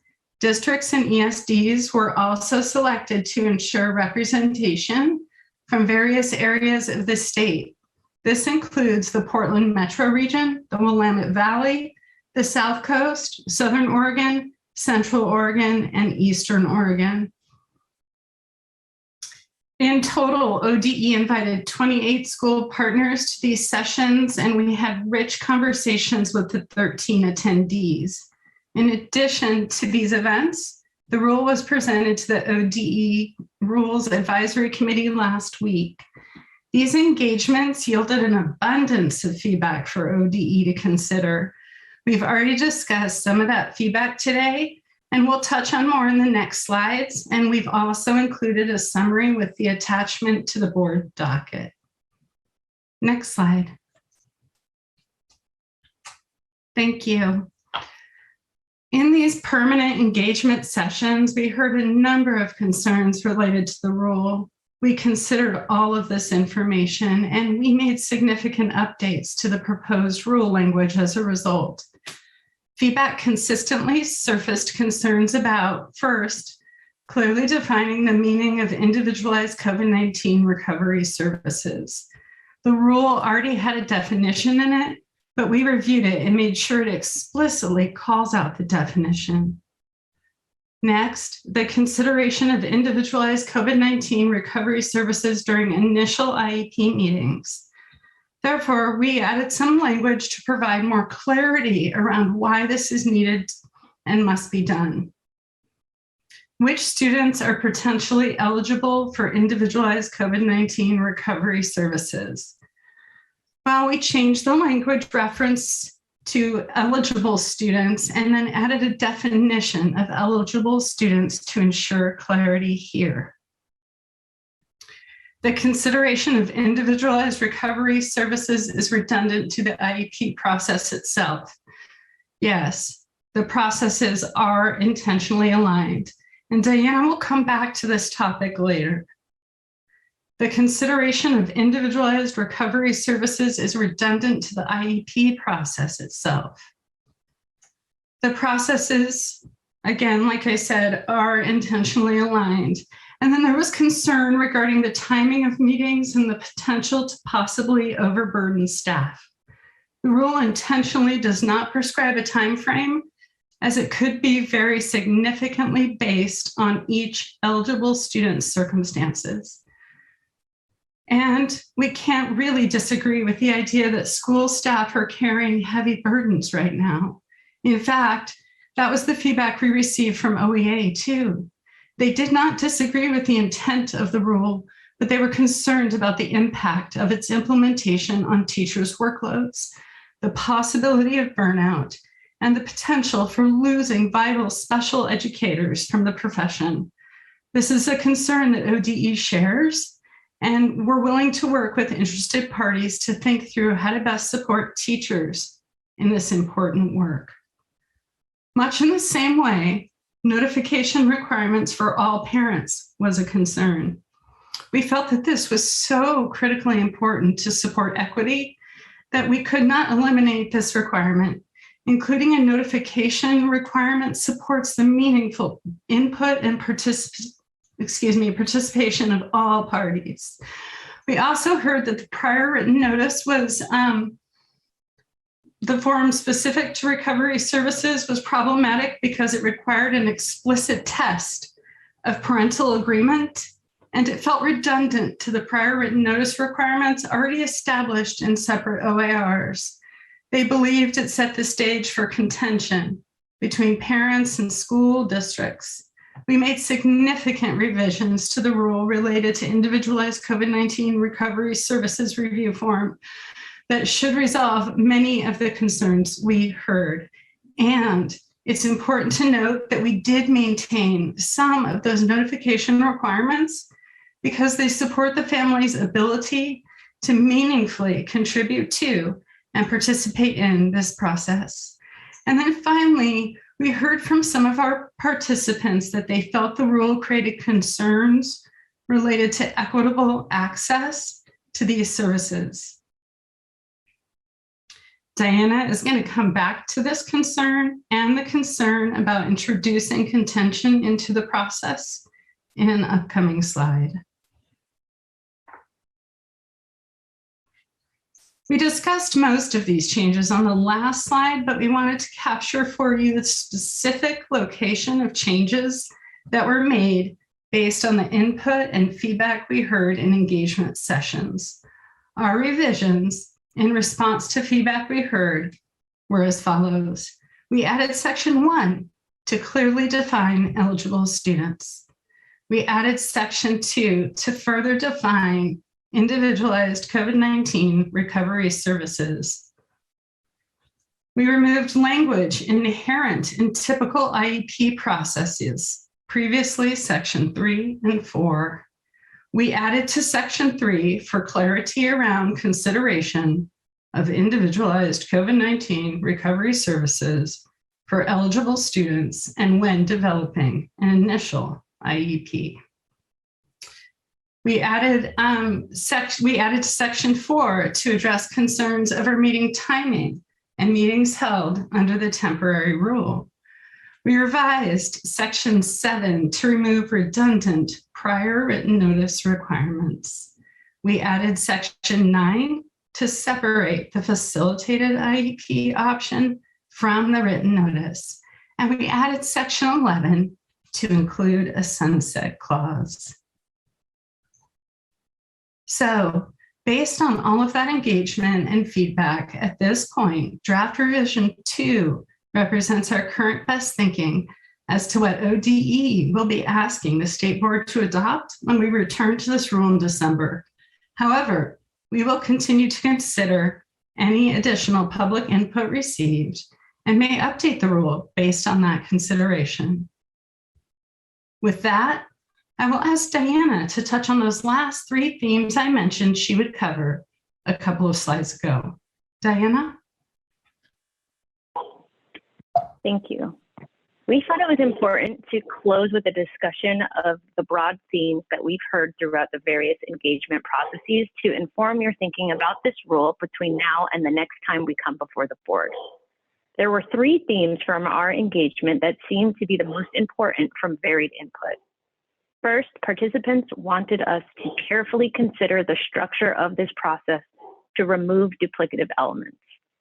And some felt that this rule was entirely unnecessary because it duplicates authority already available under the IDEA. There was a lot of conversation about equity and a feeling that people with significant privilege may seek to overutilize this rule for their children, and that it would somehow therefore harm children and families with less privilege. And finally, some participants felt that the rule's wording set the stage for contention between school districts and parents. I'd like to talk a little more deeply about each one of these. In regards to the duplicative process theme, a number of our partners believed an OAR is not needed because the IDEA already grants IEP teams the authority to consider compensatory services. While this is true, the recent OSERS guidance Eric talked about earlier If I can explicitly pause you addresses— there for a second, Diana, to share OSERS is the Office of Special Education and Rehabilitative Services. My apologies for using acronyms and not explaining them. Thank you, Eric. But OSERS did talk about, or expressed, sorry, let me start over again. The recent OSERS guidance Eric talked about earlier explicitly addresses the SEA's responsibility to ensure the process is considered for each student who has a need. This OAR is intended to ensure consistent application of the process for each eligible student in Oregon. Within the same context, some partners suggested that the proposed draft of this rule duplicates requirements already codified in federal and state regulations, and therefore adds undue burden on districts. This rule was intentionally designed to complement the IEP process outlined in the federal regulations. ODE believes that by aligning this process to one already familiar to most educators and families, it will be easier to implement. The proposed OAR does include additional safeguards for districts or programs and families that go beyond those required solely by the IDEA. Specifically, this rule requires notification to all parents of students who experience disability about the opportunity to participate in a meeting to consider individualized COVID-19 recovery services. The provision of written notice to parents regarding the termination of need for individualized COVID-19 recovery services and the availability of IEP facilitation services if it's mutually desired. These key safeguards support robust and meaningful parent involvement in this process. Given the disproportionate impact of COVID-19 on students' experienced disabilities and their caregivers, ODE believes that this rule is critical to proactively and consistently address student needs. Additional concerns were expressed regarding the equity impact of this OAR. ODE considered feedback from partners who believe that the OAR disproportionately benefits families with privilege, thereby increasing the marginalization of our families of color and sustaining historical achievement gaps. The literature is replete with examples of the additional barriers families of color face when seeking to access special education services. It is not our white families with significant privilege who will struggle to access compensatory services in the absence of a rule like this. It is our culturally and linguistically diverse families, the families our system was not designed for, that we sought to develop this rule around. So it was hard feedback to hear that some people felt this rule would have the exact opposite equity impact. We've thought through this potential impact and do not agree with that perspective. After careful consideration, ODE believes that this OAR as proposed will further ODE's efforts towards educational equity. This OAR provides a proactive means through which all parents of students experiencing disability become aware of the possibility of individualized COVID-19 recovery services. The notification requirement helps ensure that the parents of every student have the information and supports necessary to actively participate in the decision-making process. Decisions that IEP teams make must be based on the meaningful input of all IEP team members, including parents and eligible students as appropriate. And in the event that this process does place barriers in the way of families, ODE is working with and through FACT Oregon to provide support for families to understand and meaningfully participate in this IEP meeting.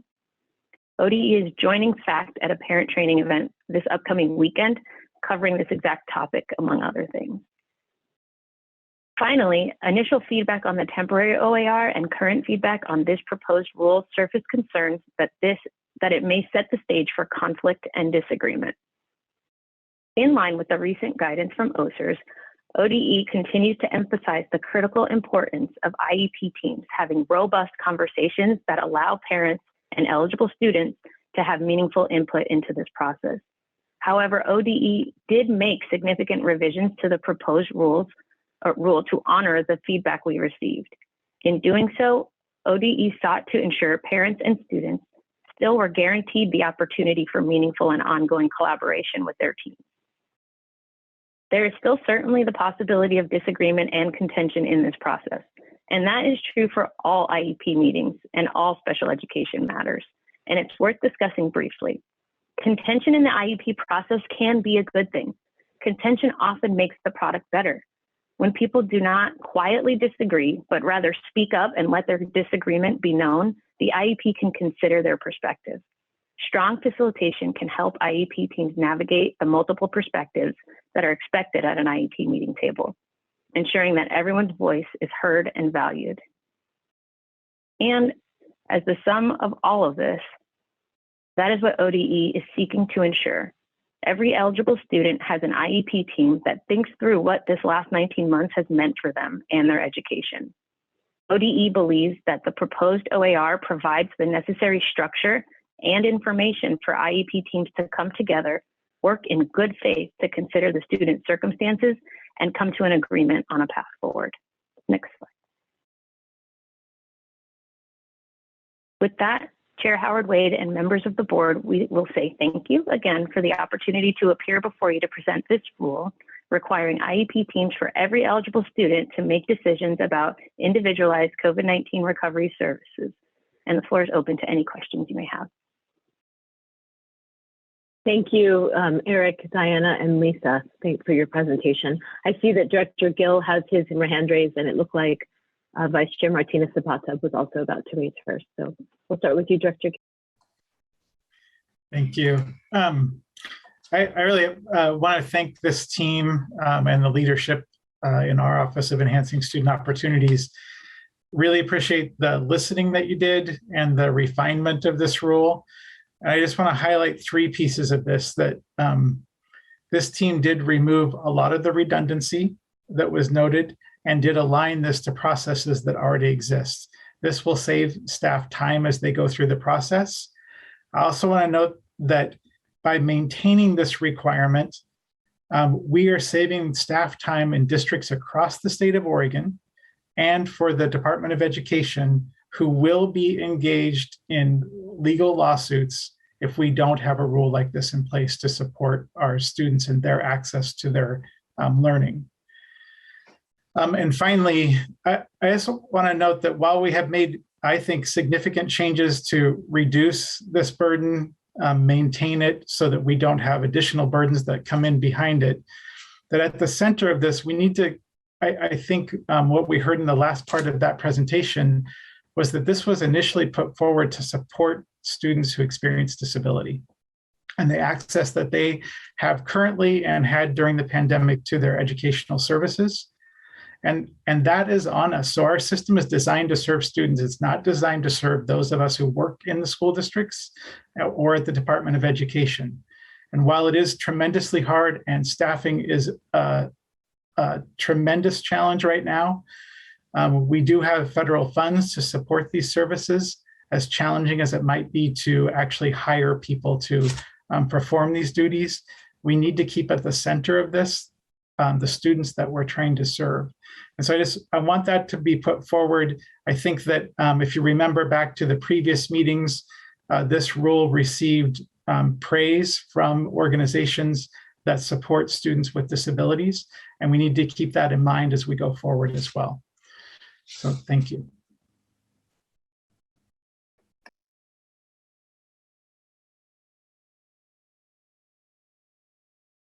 Thank you, Director Gill.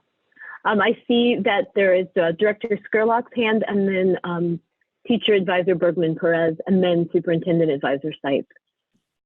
Oh, thank you so much, Chair Howard, and thank you so much for the team in this presentation.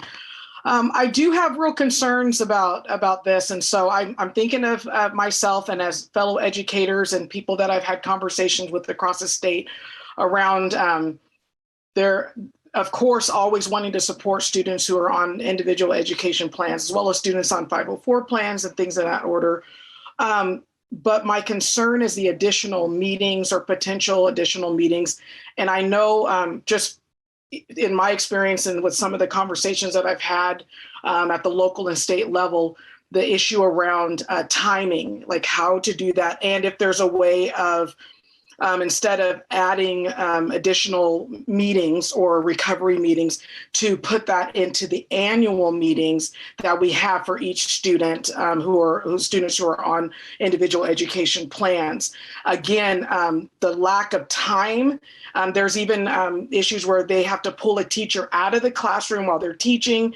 They run to an IEP meeting, and then they have someone standing in for them, and then they have to rush back into their classroom to continue teaching.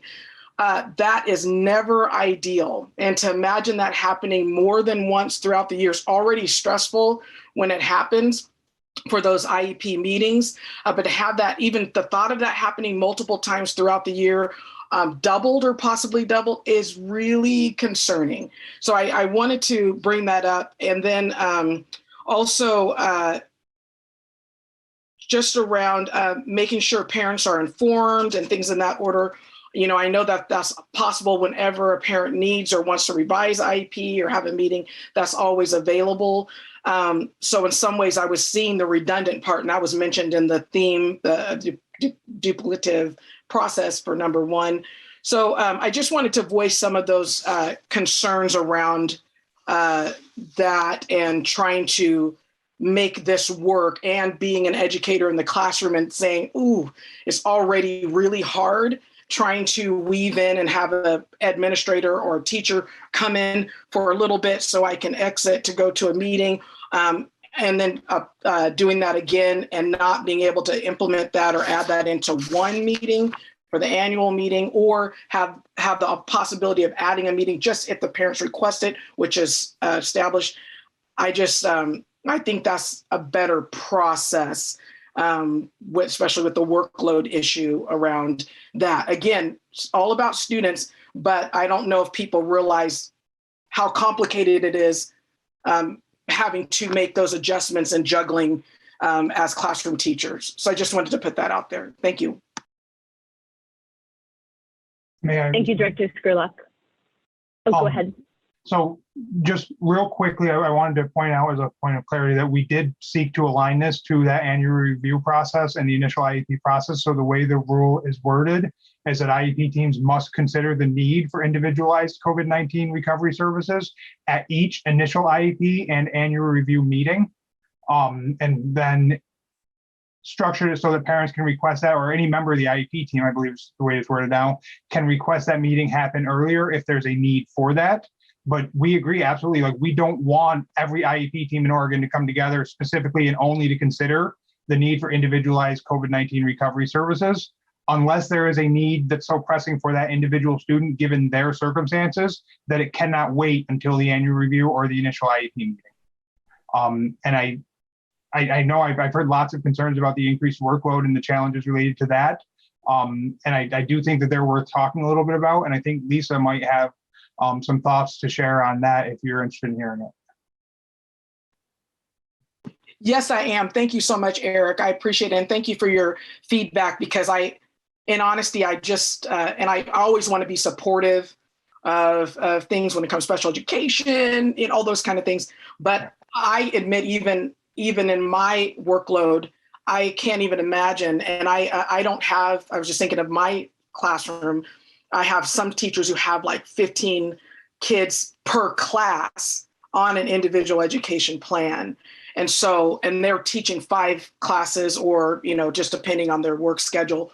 So that's why some of those comments were coming up from educators saying, we love our kids, want to be supportive, but oh my goodness, we're already spread so thin that this just doesn't seem feasible. So I would love to hear more input. Thank you so much. And thank you to the team. Yeah, thank you. And thank you, Eric Wells. And so I had the wonderful opportunity to be in a classroom and writing IEPs for over 12 years. We're not asking folks to add additional meetings or do anything else other than consider the need within the meetings that they are having, unless a team, of course, sees that need. I do wish we were in an environment where there was more time for educators than there were demands on that time. And I'm incredibly grateful to our educators, including our professional support staff and our administrators who are tirelessly working to be everything they need to be for the kids in their care. But I don't think this rule is the cause of teachers feeling overwhelmed. I think a national environment that has been hostile to public education specifically and government more generally, a worldwide pandemic and a national shortage of teachers is much more likely to be the cause of this feeling. And it doesn't take away the challenge for implementation, but it's also a much larger concern than individualized COVID-19 recovery services. And I want to point out, most importantly, that removing this rule will not decrease these concerns. It will only make for a more discrepant process for students and families, and has the potential for benefiting families of privilege and further marginalizing culturally, linguistically, and economically diverse families and students, as opposed to a clear, consistently applied rule across our state. Thank you, Director Skurlock, for your question, and thank you, Eric and Lisa, for your clarification and your response. Let's move on to the question or comment from Teacher Advisor Bergman Perez. Thank you, Chair Wade. Lisa, also thank you for voicing the consideration of the weights that we as educators are facing and sharing your personal experience on that as well. Eric, Diana, and Lisa, it's very evident to me sitting here listening to how you've been open to hearing the concerns, the reflections, and the thoughts of our community, of our educators, and of the parents and families that this might impact. I don't think that anybody here is in disagreement with the intent of this ruling. The intent is to serve every one of our students in a way that helps them to be more successful. It is, in fact, the impact of this that is weighty, that is causing a little bit more stress on the already heavy workload that we are facing as educators. So I'm going to bring in Chair Wade's reminder earlier today for us to calibrate ourselves based on our priority as a board. And that priority is serving our students. Our priority is the students. With my background in special education presently, and for many years in the past, and in serving in that capacity, I've had the access to these families directly, to these children directly. There are cases where they haven't been able to access anything over COVID due to technological limitations, family limitations. The reasons are endless. And those children do show a huge impact. And we as IEP or IFSP, as it's known in the early childhood world, we as those teams are seeing the bits and the needs, and we are definitely looking at and calibrating our interventions as a result of the needs that we are seeing. I appreciate that you are designing this in alignment with the already established IEP and IDEA guidelines. That in itself is very thoughtful. I'm looking at the impact of this again. Just as Director Spurlock mentioned, the number of meetings, even if it's an extra checked box or remembering to put another paragraph in the prior written notice, these are all additional considerations in an already weighty world. So yeah, those straws, they do make a difference, even though when we look at them individually, they don't seem to carry a lot of weight. So there have been, thank you, Director Gill, for bringing up the consideration of funding, because that also has been a great question for many of our constituents across the state, that where's the funding to support this? Where is the manpower to support this? Because an already spread thin system will be breaking through with holes as a result of this as well. So somebody already mentioned, I believe it was Eric, that we do have procedural safeguards in place for special education services and teams. Any member of the team at any time can call a meeting to revisit the IEP plan that is within their legal rights. It's not just at an annual meeting. And I think that's where there's a little bit of the fear of inequity coming into play. That fear of inequity is because there are many families who have the means to be present, more present in the education of their child, who know how to better advocate in the ways that are heard in the system, in the way that it's designed right now, so that their children can access these services more readily. It's the families that look to us as professionals, that look to us for our guidance, that may not initiate these meetings, that may have other barriers of language or culture, or simply focusing on Maslow's hierarchy, like those basic needs before they can get to these, that I'm worried about in terms of equity, that other educators are worried about in terms of equity. So as much as I'm hearing, and I really appreciate your considerations on these matters, these things are still very pertinent to me as a special education educator and to those who have been sharing their concerns, thoughts, and hopes for this ruling with me over the past 4 months. Thank you, guys. Thank you, Teacher Advisor Bergman Perez. ODE staff, Eric, Diana, Lisa, do you have any response before we move on?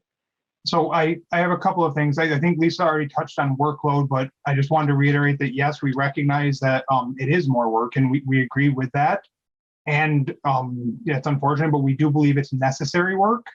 And we structured it to make it as minimally burdensome as possible while still safeguarding students. And I think that's what I heard you saying, Monica, as well. Like that it's stuff we need to do. It's hard, and we need to think about how we do it and do it as to create as little burden for districts as possible. But there is a real need for some of our students. And then the other thing that I heard you say that I want to touch on is the procedural safeguard piece. And families that look to us as professionals and the equity concerns that are in that. And that's exactly, it's those families that we were thinking of as we wrote this rule, because if we didn't have this requirement in place and those families were not seeking the support for themselves, then how do we ensure that it happens? And so having a requirement for every IEP team to proactively do it and consider this helps for those situations where the families do look at us as the professionals, as the ones that say, we have significant expertise in this issue and in how to educate your child, and here's what we think needs to be done.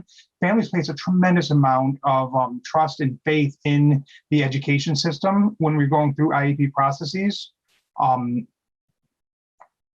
And we owe it to them to rise to the moment and talk about how we can make their child's education right after 19 months of disruptions.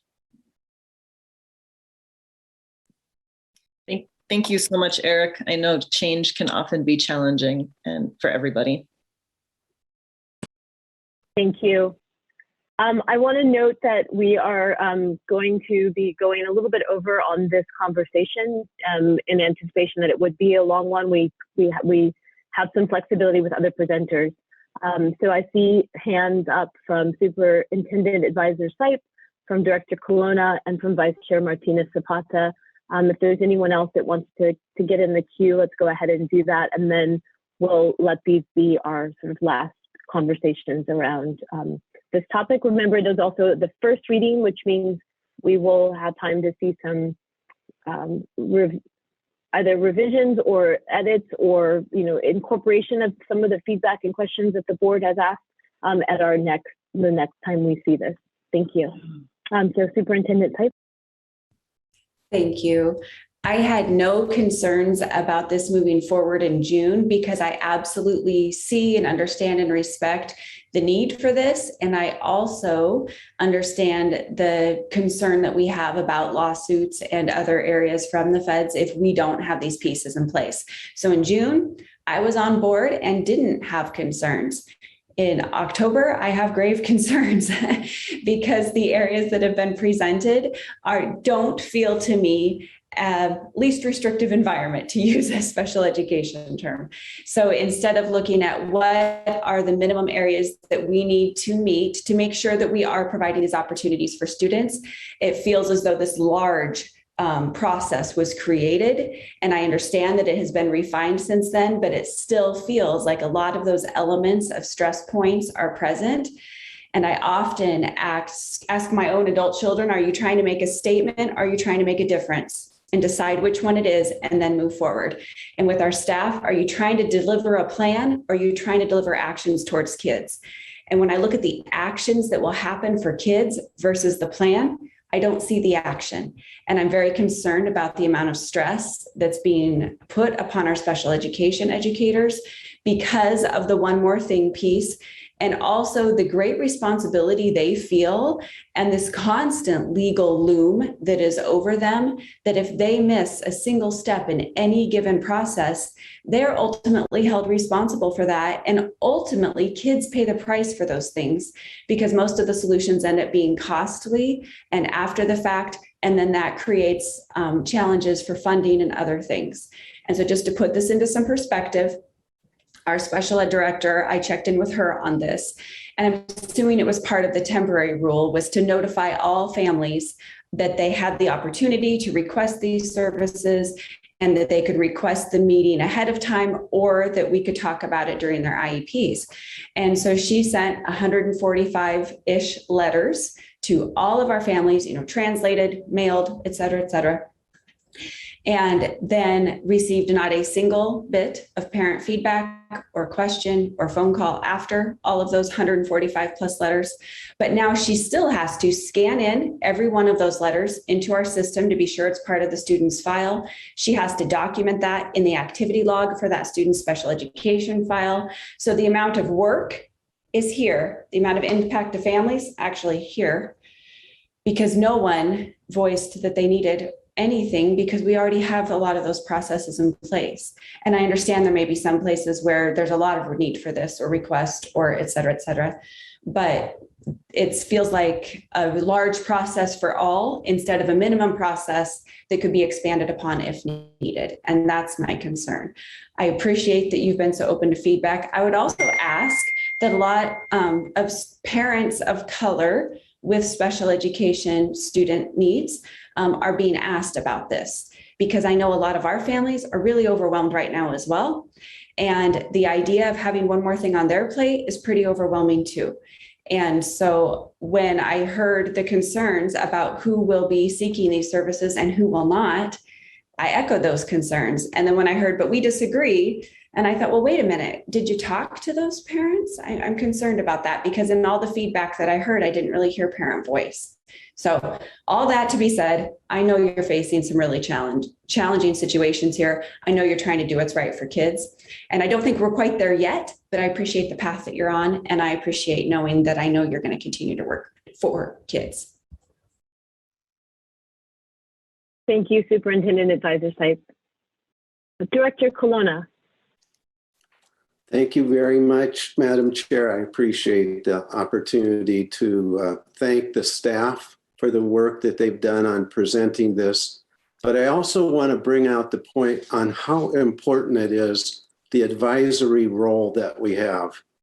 For example, hearing teacher advisor Monica Bergman Perez speak about this, a person who's dealing with it on an every single day basis with students, a long history in this regard is really beneficial to us. And the same thing is certainly true for Superintendent Advisor Heidi Sipe to speak to running a district during these times and how difficult that is.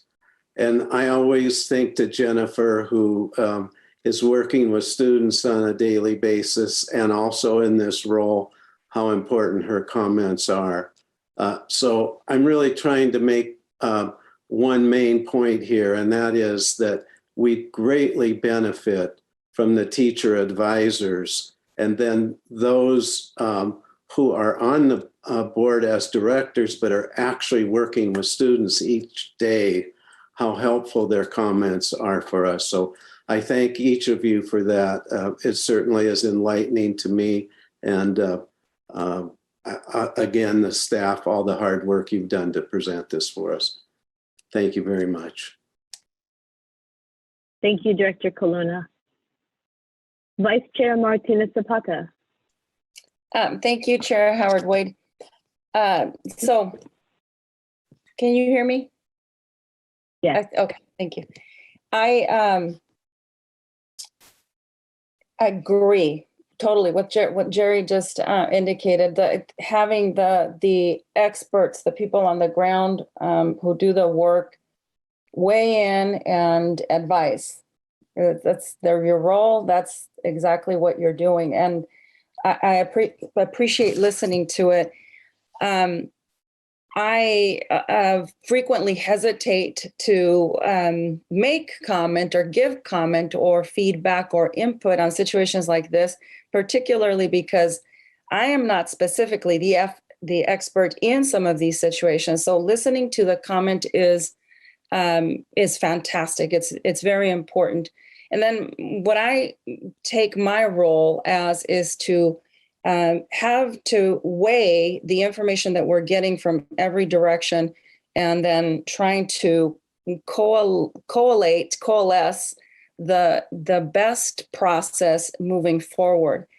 And for me, at this point in time, that is asking even more questions of myself, even more questions of the experts, both on the ODE side and the advising side.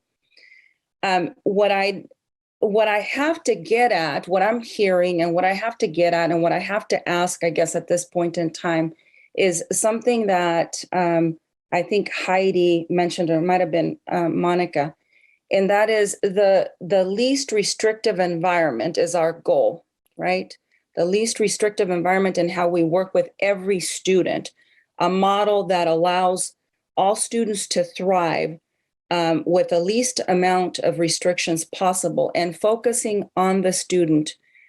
And what is that process right now? Heidi, action and the way that you frame that, action versus process, is fantastic. What is the action that we need if it's not just process? In other words, what are we doing currently? I doubt very much that we are not serving those students in their needs. How is this any different? And these are genuine questions from a peripheral opinion, right? How is this standard? How is this process any different? Why is it adding so much weight? Or why is that the perception that the professionals have, is that it is adding so much weight to the existing process? The other thing that you guys have mentioned, you ladies have mentioned, primarily ladies have mentioned, is that this is for the interest of the student, and we need to center equity. Monica, I heard you say that very clearly. In order to center equity, we need to have some level of standardization. It can't be just a haphazard approach, and a haphazard approach that works like best in this situation or best in another situation differently. There needs to be some standardization to that approach. And I think that this is where we're trying to arrive at as an agency, right, is providing that standardized approach. I do hear that there is input being sought. I hear that that input is being taken into consideration. I also hear apprehension on the part of adults. Is there more basis for that apprehension than just apprehension to this process? So I'm asking those questions. Yes, as a board member, as a bystander, as a person that doesn't understand that specific process in detail, that respects the opinion of the professionals, and also understands that we need to move in equity forward. Not adding work, but changing the work so that we make that least restrictive environment possible. So those are questions and comments for consideration for all of us. Thank you. Thank you, Vice Chair Martinez Zapata. I saw quite a few nodding heads, so lots of agreement. I echo what Director Gill has said, and also what I'm hearing a lot of you say is that the students do need to be at the center of this. But as we know, and as we have sort of put on our agendas, if you will, in terms of our strategic plan as a board, that supporting the families and the communities that support those students are also important. And that some of the things that seem really clear to us as content experts around education are not always very clear to families. And part of our role is the demystification of processes. And so as you go back to the input that you received from during the engagement process, and as you go back to reflecting on the comments and questions and concerns that you've heard from the board and advisors today, using that lens, the lens of how does this get implemented as a rule and as a process that helps families and those that are raising the students that we are making our highest priority understand this in the simplest way, and not to say that because people are, I don't want to say dumb it down, that's not what I'm talking about. I'm talking about demystifying, right? This sort of this mandate, these compliance rules, these things that we have to do to be to get the money, to do the right thing, to check the box, right? But what are the things that need to happen, and how do we explain it to those that need to help us make it happen? And I'm thinking about what Superintendent Advisor Sipe said about sending home the letters. Part of what probably happened is exactly why we're talking about the challenges for our classroom educators. Everybody has decision fatigue. And if they opened the letter, it was like, I have no idea what this is saying to me right now. And so I'm going to put it aside. And when we get to our IEP, then someone will tell me then what I'm supposed to know. So I just want to sort of reiterate what we are here to do, but also that part of the way that we prioritize students is helping those that support students and getting to reach their highest potential also need to understand the processes. Did somebody else just have their hand up? Yes, Lisa. I'm just really excited about work going on this Saturday, so wanted to advertise it and working with FACT families on individualized COVID-19 recovery service plans so that parents feel like held in a nest of safety and proficiency as they work through what they think they need for their child in light of the pandemic. So we're just excited to be working with families this upcoming weekend and wanted to elevate that to the board. Thank you. I would add to that, Thank Chair, you very if I could. Sure. We are working with FACT because they are our funded parent training and information center. The Office of Special Education Programs requires every state to have an organization that helps parents access special education and work through those processes. We're open to working and partnering with really any organizations that can help us support the implementation of this. We do feel like it's a very important, critical role. And we also feel like it's hard for teachers to have one more thing in the midst of already overwhelming things. And so anything we can do to help support implementation of this, we're willing to do so and to consider whatever that might be. Thank you. Thank you again, Eric and Lisa and Diane. Oh, did you have one more comment?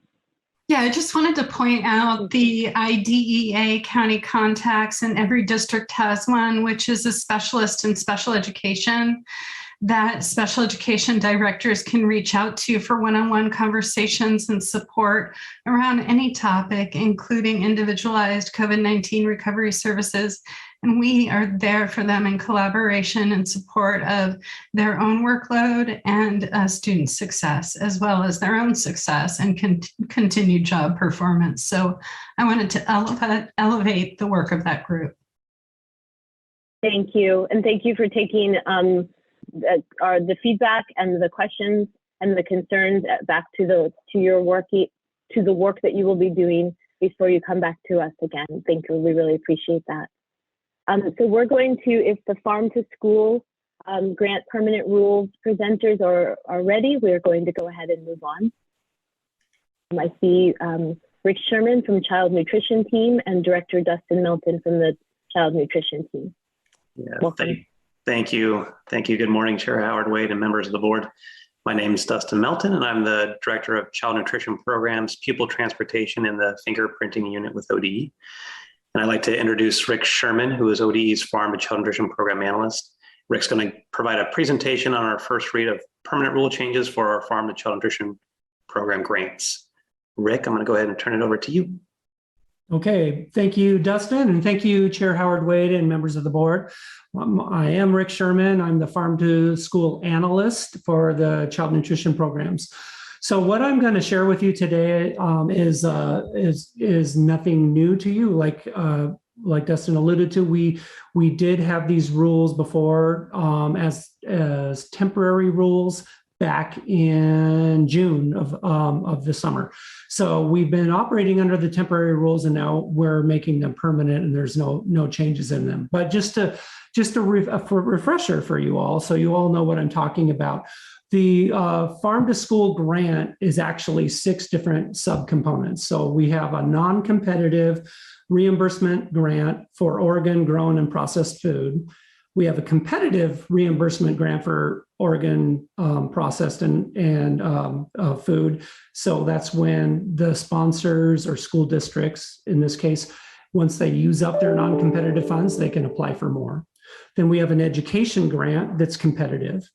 And then we have a competitive technical assistance grant that has normally went out to our farm to school hubs across the state. We have 14 different hubs in every corner of Oregon that can help school food service directors be successful in getting product into the cafeterias. And then we have two parts that are interagency or intergovernmental agreements, depending on which one you look at. Our first is the evaluation grant, which is an interagency agreement with Oregon State University. And then we have a competitive infrastructure and equipment grant that we give to Oregon Department of Agriculture for them to use. So all total, it's $10.2 million. I've been running this program for 10 years, and I'm blessed with having two awesome administrative people that help me manage this big thing. So when we started this grant in 2012, it was one very small grant for $200,000, and it's morphed into this $10.2 million one. But every time we have reintroduced the grant, we've added new components to it, and it's gotten very confusing over the years because it was just one farm to school grant.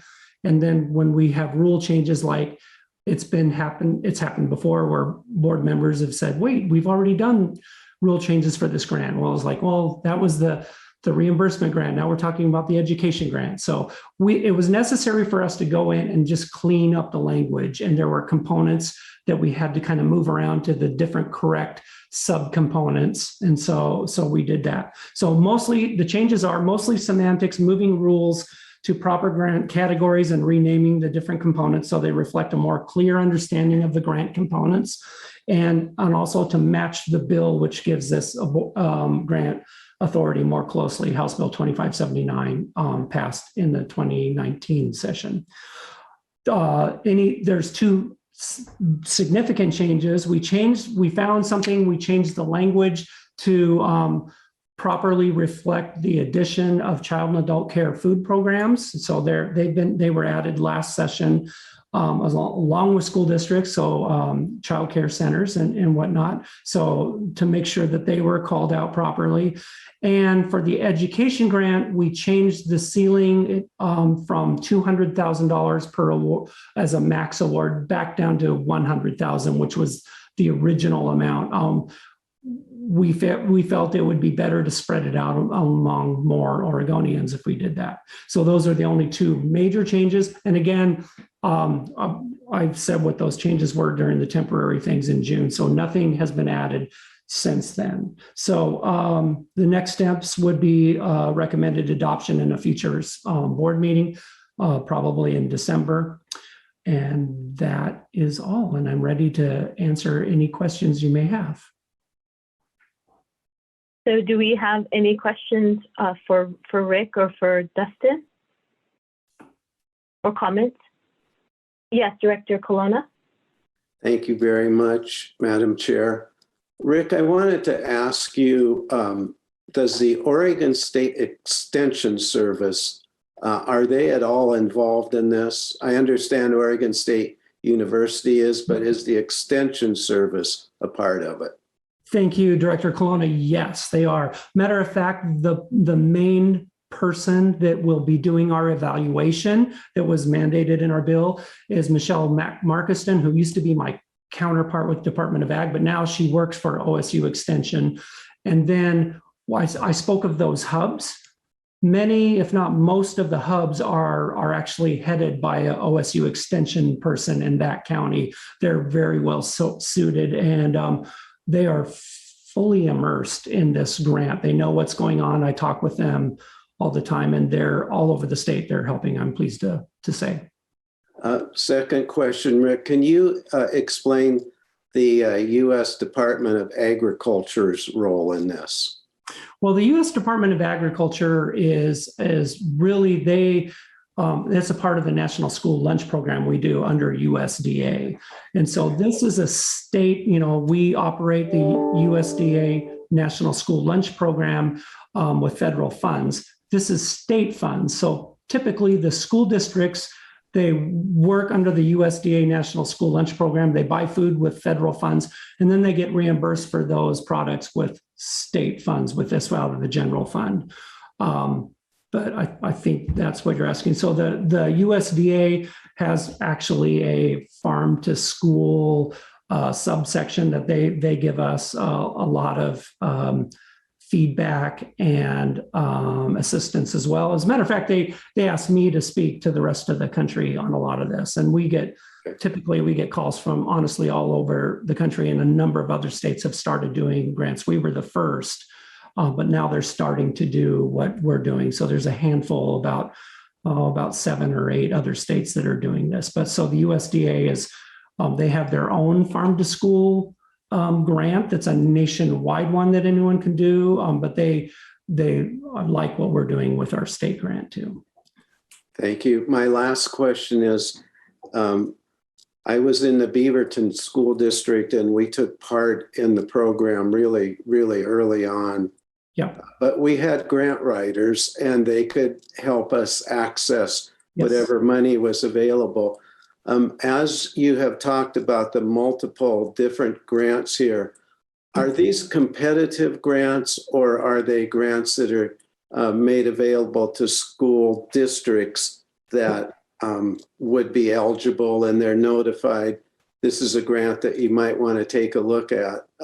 So what I'm getting at is it something that a smaller district might find it difficult to apply for on some of the various grants you mentioned? Not as much anymore. And thank you, Jerry, you've brought this up before in the past, and we've taken your comments to heart when we've redesigned this grant. So the food that, that everyone buys and gets reimbursed for, that is an opt-out program. So every school district gets that. So they don't have to, they just have to say, I don't want this. And, we have some people, some very, very small school districts that might get the lowest amount, which is $400. It's based on meals served. And I use the analogy, sometimes the food service director is also the superintendent and the janitor at those small districts. And they're just like, I don't want to do any paperwork for any, amount of money. So we're dealing with that. And we're trying to find an equitable, what would make it, you come to the table. But in answer to your question, is specifically the competitive grants are the education grants that different nonprofits apply for to work with school districts to teach students about Oregon food. And you brought that up in the past, and we've changed that. So we have a normal grant from $10,000 to $100,000. And that's pretty involved. And there's like a 30-page RFP to write, RFA actually. But then there's also mini grants from $1 to $10,000. That's a far easier. You don't need a grant writer. It's a very simple application. It's for starter projects that really help those smaller schools. $10,000 is a pretty good chunk to get something started in there. Also we do have the hubs that are available not only to help find farmers for a product, but they can help with the grant writing process for these education grants too. So we do have the OSU extension people that can help do that and do that. So I think we've helped tremendously in that, where it's not as much as an issue as it was. Thank you very much, Rick. I really appreciate those comments. Thank you, Director Colonna, for your questions. For the sake of time, I'm just going to read one comment about the program from Superintendent Advisor Sipe, who remains a huge fan of the Farm to School. He really appreciates all this work. So we just want to make sure we capture that. Are there any other questions or comments for Rick and Dustin and the Farm to School Grant Permanent Rules first reading? Can I just add? Oh, I'm sorry. Go ahead. Yes. I want to echo the enthusiasm as well. So thank you very much for your work on this. It's an important development for our state, I think. Oh, you're welcome. Thank you. Sorry. No, sorry. Thank you, Chair Howard. I want to echo the same. I'm with Heidi and I'm with Guadalupe. It's an awesome program. It's great to hear about that and what it represents in our community. So thank you. Dustin? Okay, so sorry. I just wanted to respond a little bit to Member Colonna's question around USDA's role. Rick answered that question incredibly well. I would just add to that USDA's role with our farm to school program is acknowledges actually not great. They really rely on each state and how each state manages a farm to school program, which is mostly state funded programs. And the reason I say that is to acknowledge that Rick and his team's work on the farm to school grant in Oregon has been widely recognized from the national office as well as our regional office as a real role model. And so acknowledging that USDA doesn't really help us a ton. They do have a regional representative that helps support us, but they most of the time connect with us when they have questions about how other states should be able to do it. So just wanted to elevate how great and how fortunate ODE is to have Rick and the great support that we have for Farm to School. Oh, thanks for putting that on the record, Dustin. Yes, thank you. Thank you for all that you do, and thanks for elevating your appreciation on board and advisors to the work. So if there aren't any other questions and comments, we'll look for the adoption. Nope. In the next time we meet. Yeah. Thank you. Thank you, guys. Appreciate it. So we're going to keep moving, if that's okay with everyone. I was just looking at the time. I think, yes, we're gonna keep moving. If that is, I'm seeing faces, people nodding. We're going to hear from Kate Hildebrandt, Government and Legal Affairs team on the first reading gender identity discrimination. And then we are going to hear from Winston Cornwall, Government and Legal Affairs team on the Crown Act. And then we will break for lunch. Thank you, everyone. Thank you. Good morning, Chair Howard Wade and members of the board. My name is Kate Hildebrandt, and I'm the Civil Rights and Title IX Specialist in the Office of the Director at ODE. I'm here today to present a first reading of changes to OAR 581-021-0045, which is our discrimination rules. The proposed language, which you have before you in the docket, actually incorporates the changes from two bills. My colleague Winston Cornwall is going to talk about the majority of those, which are from the Crown Act, in the next presentation. But this presentation will focus on the changes required by HB 3041, which added gender identity to the list of protected classes in Oregon's discrimination rules. So Oregon has prohibited discrimination based on gender identity since 2007 by incorporating it into the definition of sexual orientation, which was one of Oregon's protected classes. Unfortunately, this made gender identity discrimination a little bit easier to ignore because it was incorporated within the definition, which wasn't always as visible. And it also conflated gender identity with sexual orientation, which is not true to the lived experiences of those identities. So this bill, HB 3041, can be seen as an affirming technical fix to these issues. It does three main things. It adds gender identity to the list of protected classes in Oregon. It removes gender identity from the definition of sexual orientation, and it creates a standalone definition of gender identity, which includes someone's identity, expression, behaviors, and appearance. So the proposed changes to the OAR are reflecting these changes in statute by doing exactly those three things. During the legislative process to pass this bill, many organizations that represented trans and gender diverse Oregonians spoke about the ongoing discrimination faced by so many in our state, which highlighted the urgency of this issue. Prior to coming before the state board, we met with Basic Rights Oregon, which was instrumental in passing this bill, as well as ODE's Rules Advisory Committee. Many of their comments and suggestions focused on the need to support districts in understanding and implementing their obligations and to remind them of best practices in supporting students. So we hope to use this change, even though it is really an affirming technical fix, as an opportunity to engage with districts about best practices and the work that they can do to support students. The effect of this change will hopefully make it clear that Oregon prohibits discrimination based on gender identity, and hopefully make it easier for districts, students, and families to understand what schools are required to do.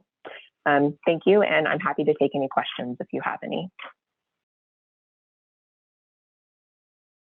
Yes, Student Advisor Weinberg.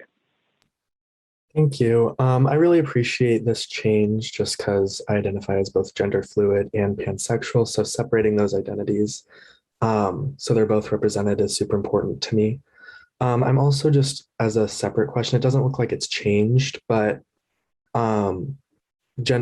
sexual orientation is only defined as homosexuality, heterosexuality, and bisexuality. I wonder why we chose to limit it to just those three. Yeah, this was also, thank you for that comment, that this was also something that was brought up in the RAC. This definition comes directly from statute, and so we just adopt what's in the rule. And I'm not sure why they chose to keep it because, as we know, sexual orientation includes more than just those identities. So I'm not sure if there's a plan to change it in the future, but that's absolutely something that we note as a concern moving forward. And we also do want to note that sexual orientation would cover the spectrum of orientations, even if it's not those three things. Thank you so much, Student Advisor Weinberg, for your question, and Kate for your response. Any other questions or comments? Again, this is a first reading, so we will have opportunity to hear this again. All right. Well, Kate, thank you so much for your presentation. Thank you again for the questions, and we will move on to our next item, which is the Crown Act. So I understand it's from the same office, and Winston's going to join us. It'll be part of the same, if I'm understanding correctly, it's part of the same rule adjustment, but just different ads, if you will. So Winston? That's it. Good afternoon, Chair Howard Wade and board members. It's a privilege to be here to speak with you about the Crown Act. CROWN is an acronym that stands for Creating a Respectful and Open World for Natural Hair. The CROWN Act addresses and prohibits race-based hair discrimination. The Act requires us to revise two rules and to create a third rule to satisfy that statute. We've worked with two stakeholder groups. One is the Crown Act Coalition, which is a group of Oregon advocates who've had long-term interests in this bill, as well as statewide reach. And then we've also spoken to the Advisory Committee. Both of those groups provided us with really insightful, candid critiques on the proposed rules, and both of those groups have individuals that represent communities and students directly served by these rules. Sarah, may we have the next slide, please?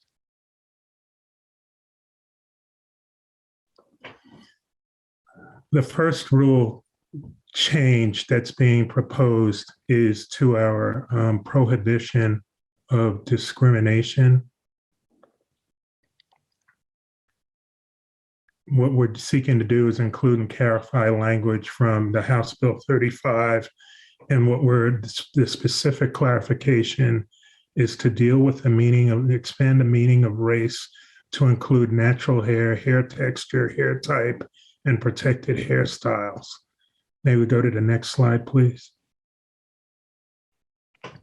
This is the language that's been included. We followed the strict words of the House Bill statute with regard to protected hairstyle. And sub D, at the bottom of this slide, the language also regarding physical characteristics that are historically associated with race around natural hair, hair texture, hair type, or protected hairstyle associated with race, or verbatim quotes. Some of the feedback that we received from the Crown Act Coalition advocates, as well as the RAC, is they were interested in us being as clear as possible with regard to race, both race and national origin. And so one of the places where we believe the board has latitude, and we hope the board will support us, is in letter A, indicating that race includes, and this is the sentence in italic print, and we've included the racial categories that are required of us from both the federal and government and the Oregon legislature. May we move to the next slide, please, Sarah? The RAC was particularly concerned about representation related to culture and ethnicity. So we provided these definitions of national origin. So note that this deals with the individual parent or guardian's place of origin, Latinx and other protected class ethnicities, an individual's religious or cultural ancestry that the individual associates with their personality, physical characteristics that are historically associated with ethnicity or religious and cultural ancestry, and finally, language, an individual whose first spoken language is not English or who is not proficient in speaking English or who is under the custody of a parent or guardian whose first language is not English or who is not proficient in speaking English. Next slide, please, Sarah. Thank you. The second rule for which we proposed changes involves program compliance standards, and this is clarification regarding the legislature's adjustments to dress code policy for school districts and charter schools. May we have the next slide, please? So districts can enforce valid dress codes as long as the code or policy provides these items. So case-by-case basis, reasonable accommodation based on health and safety needs. Second one is one of the additions from the House bill, that it does not have a disproportionate adverse effect of members of protected class, and it includes all of the protected classes associated with discrimination. And the addition that we made is defining the term disproportionate. This is a placeholder. We heard from both the coalition advocates as well as the RAC that they would like to see a more detailed definition of disproportionate. May we move to the next slide, please? This is the third part of the bill, and this is a proposed new rule, and it concerns agreements entered into with voluntary organizations.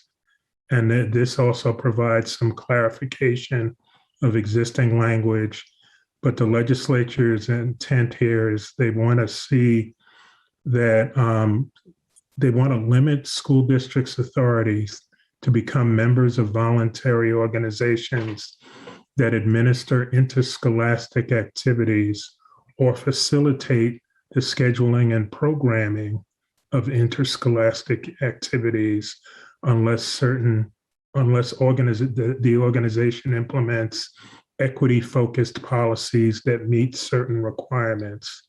I haven't included any language from this proposed new rule. It's in the docket, and that's because this new rule has been written strictly mirroring the House bill or the statute. I'd like to thank you for listening and respond to any questions, comments, or concerns you have at this time. Thank you, Winston. Do we have any questions or comments? Yes, Director Scurlock. Thank you, Chair Howard. And Mr. Winston, I just want to thank you so much for bringing this to the board. I wish I wish people understood the depth of this, and I believe that this board does, of the importance of standing with the Crown Act. And as a woman of color wearing my natural hair, that used to be taboo for me to do throughout my elementary, middle school, high school, and college experience, as far as it not being seen as professional. And for this to be considered, and the specific information that's in the paperwork around the equity impact analysis, it's so true. And so I just want to thank you for your presentation today. Thank you very much, Director Scurlock. Thank you, Director Scurlock. Thank you, Winston and Emily from the Office of Government and Legal Affairs team. Do we have any other questions or comments for them before we? Just also thank you. I always think it's important to acknowledge and thank the efforts to make equity a reality. So thank you to all of you involved. Mr. Winston and Emily and all of the team that's always involved in making these things happen. Those very kind words. I'm just the voice. The people behind the scenes are really doing the work and holding us to a high standard. Yes, I know that Representative Bynum, who brought that forward to the legislature, special thank you and gratitude to her representation of her constituents and of the state in this regard. So thank you very much. I'm glad we got to this first read for our board, and we will look forward to having this come back for adoption at a later date. We are now ready to break for lunch. It is 12:17, and we are going to break for the full hour. And although I'm going to take away 2 minutes just because I'm somebody who likes closed loops. So we'll come back at 1:15, which just feels like a better comeback time than 1:17. Don't ask me why. So 1:15 we'll be back. So please note that on your watches and we will look forward to everyone having a break, some warm food, maybe even a walkabout if you need to stretch. And we'll see you back here at 1:15. Thanks, everyone.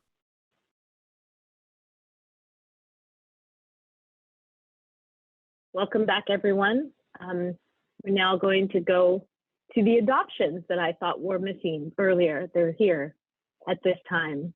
And our first item for adoptions is the content of individualized education program, also known as IEP. And so we'll be hearing from Director Eric Wells.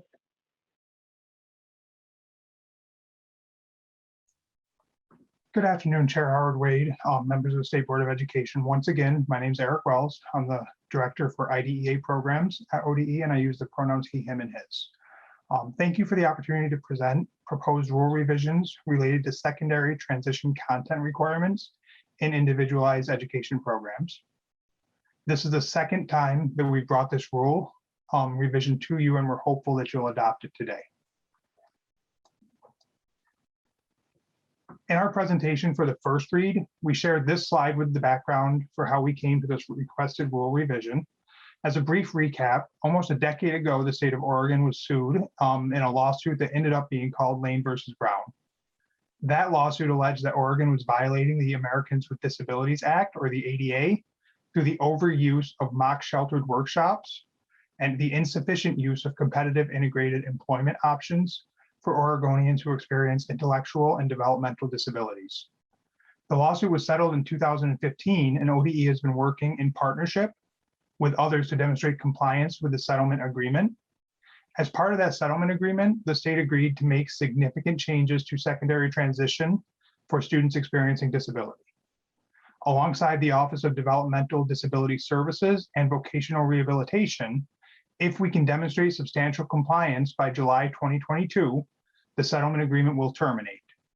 We're asking the State Board of Education to adopt today's proposed revisions as one means by which ODE can help the state show substantial compliance with this agreement.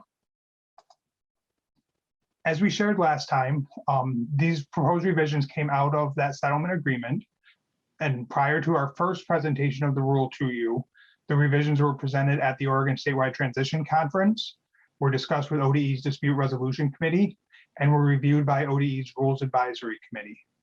They've also been presented by our transition network facilitators during multiple meetings and or trainings with local school districts.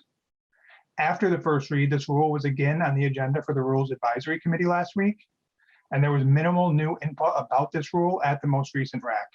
One commenter listed this rule as a subject, but the feedback seemed more related to the other rule we discussed before.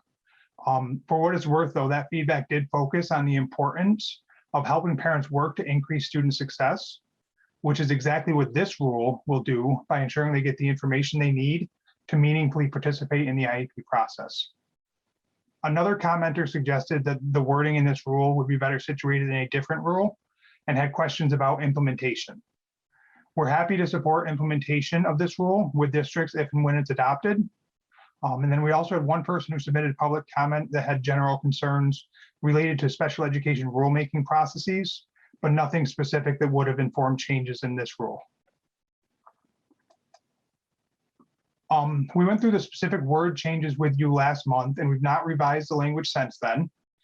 We have worked through guidance and other means to support implementation of the settlement agreement, and we're proposing these changes to ensure that transition planning begins at an early enough age and that parents are appropriately included in the transition planning process, which includes making sure that they have the necessary information. And again, the revisions haven't changed since we went through them with you last month, but I'll quickly review them with you. This is an existing rule in Division 15, so the proposed additions are on screen in red underlined text, and they're all in subsection 2 of the rule. There were no changes to subsection 1. So under current requirements for IEPs, transition planning must begin not later than the IEP that will be in effect when the child turns 16, but it can be determined to be necessary younger by the IEP team. And so what this does when adding these revisions makes it explicit that that planning can be as early as age 14 or younger. And it confirms that parents are included as part of the team that makes those decisions. Then in subsection 2, we added a new subsection I that requires employment planning to include information about and opportunities to experience supported employment services through either vocational rehabilitation or the Office of Developmental Disability Services within one of those competitive integrated employment settings. And then information about these services must also be provided under this rule to parents by the school district at each transition IEP annual review meeting. And those are all the changes being proposed to the rule. First, that transition planning can begin at age 14 or younger if the IEP teams, including the parents, determine that it's appropriate, and that appropriate information about the available opportunities is included in the planning process and shared with parents. The board has discretion as to whether to adopt these revisions, as they're not required by any state or federal statute. However, ODE has consulted with legal counsel about this matter, and it's ODE's position that if the board adopts this rule, the proposed rule revision will support the state's successful conclusion of the settlement agreement in 2022. With that, Chair Howard-Wade and members of the board, I'll say thank you again for the opportunity to appear before you. Open the floor to any questions you have and ask that you please adopt this OER revision today. Thank you, Eric. Do we have any questions or comments before I call for a motion or any discussion? Yes, Teacher Advisor Bergman-Perez. Eric, again, thank you for bringing a very well thought out plan to the board. I just wanted to make a statement. I was sitting in an IEP meeting last week for a 13-year-old, and his mother presented this beautiful picture of the child and talking about his strengths and his interests and the fact that she wanted to start planning for transition now. So I feel that this is pertinent, and it is very nice to have the consideration at a younger age when we can help support the children through the process with long-term vision. Thank you.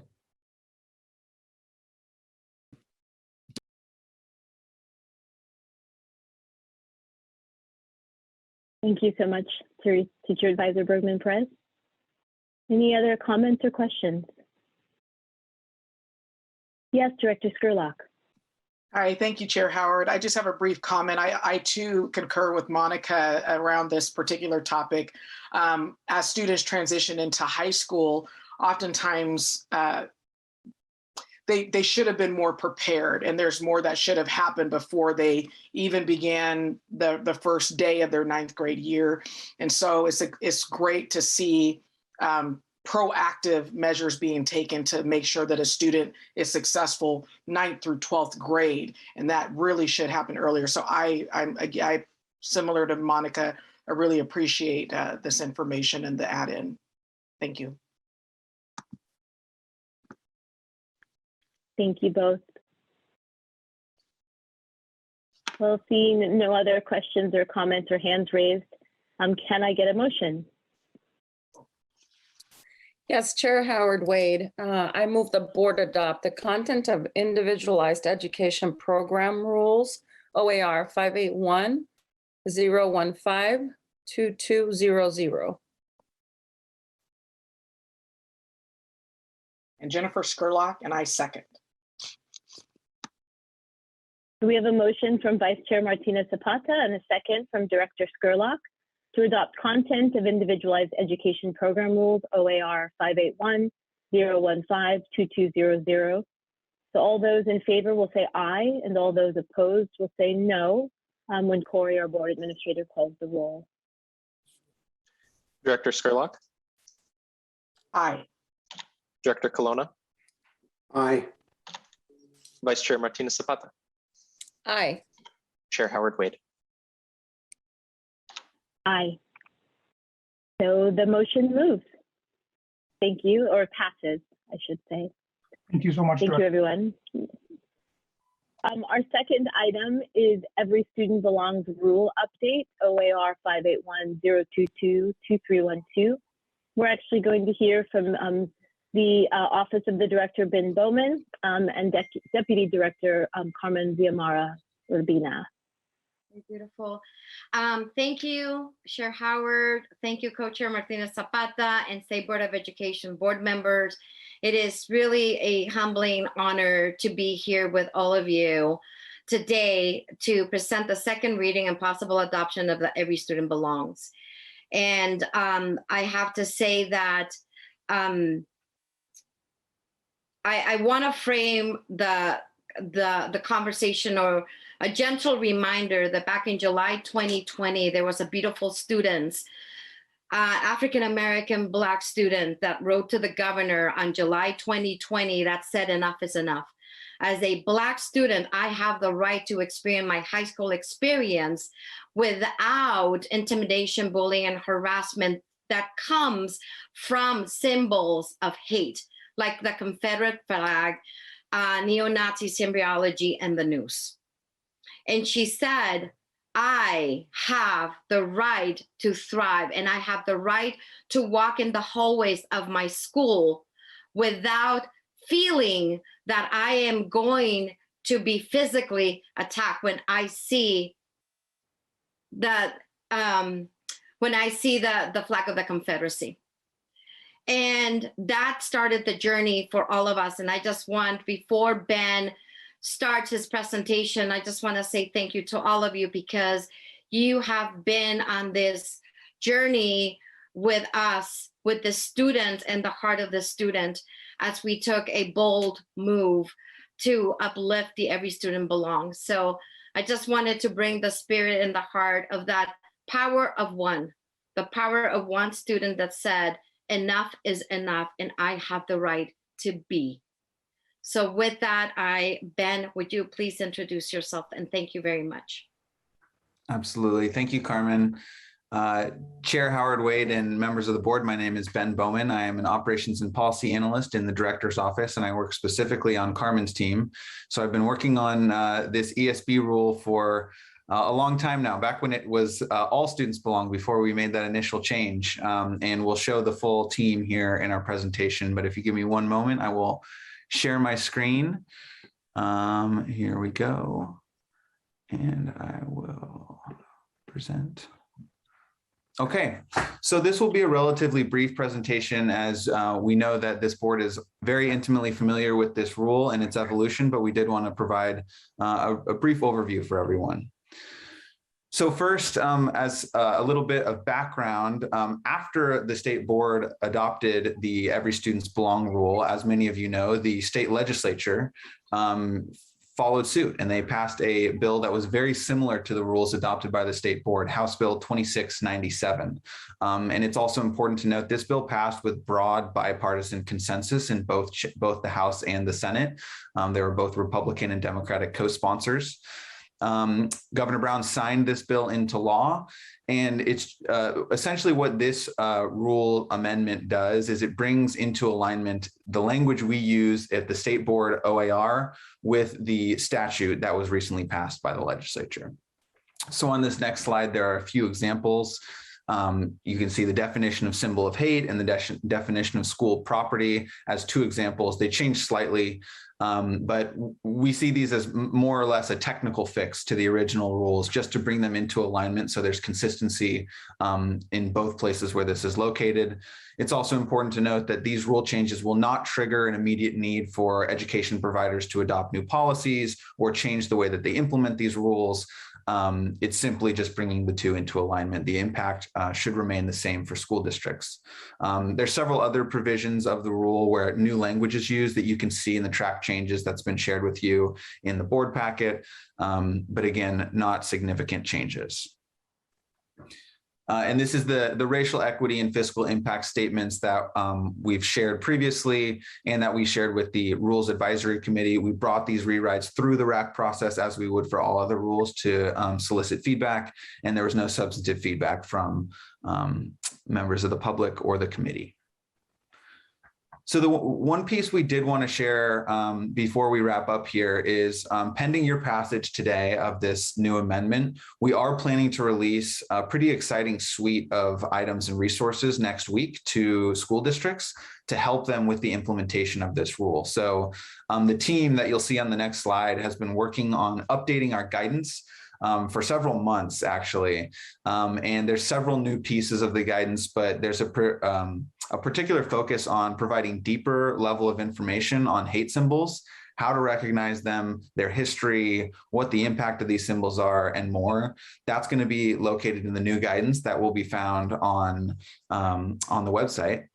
Additionally, we've partnered with a couple of groups on creating lesson plans and curriculum supports that teachers can actually use in classrooms. And the exciting thing about this is it spans all grade levels. Elementary and secondary schools will have resources available both on our website and on Oregon Open Learning, where we post a lot of resources for educators. So we're excited to have those be launched next week.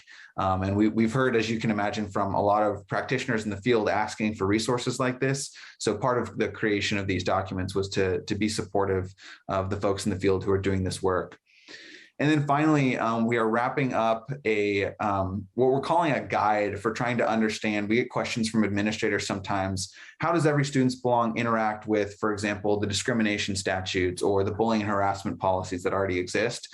We're creating an explainer that tries to streamline that and make it as clear as possible, almost like a flow chart, so an administrator can see, okay, in this situation, here are the details, here are the next steps I need to follow, including the timelines and the requirements and the different steps that need to be taken to be in full compliance with state and federal law. So we're excited to have all those very close to being ready. And with your passage today, we will be sending out a notice to all school districts, school district leaders sometime next week with the full release of all these documents. And this next slide is a reflection of all the people who've been involved. You can see the title. This is actually pulled from the initial presentation. And this is the team of folks who've been working for months and months and months on this rule. And it's been really, really critical work. We call it the small and mighty team. I think that was Carmen's coining that phrase initially. But you can see from the first names here, we've got folks from all across the agency who've partnered on this, different offices who've been part of this work at different times, and all have been critical in the work. So Carmen, I don't know if you have any closing thoughts that you'd like to offer before we open it up to the board. Just again, just tremendous gratitude. And we continually receive feedback from the field around the difference that Every Student Belongs is making for students' heart and spirit. So thank you. Thank you very much. Excellent work.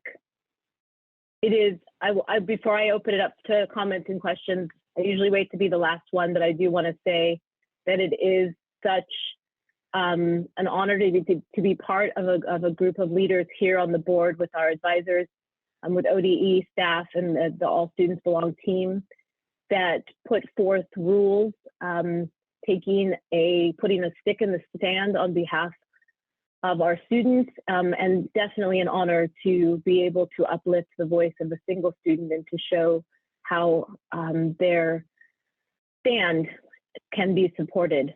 And so thank you for that work. And then finally for the legislators that we have elected, our elected officials, to follow suit and just to more solidly firm up all of the sentiment and the actions needed for this to be impactful. So, other comments and questions?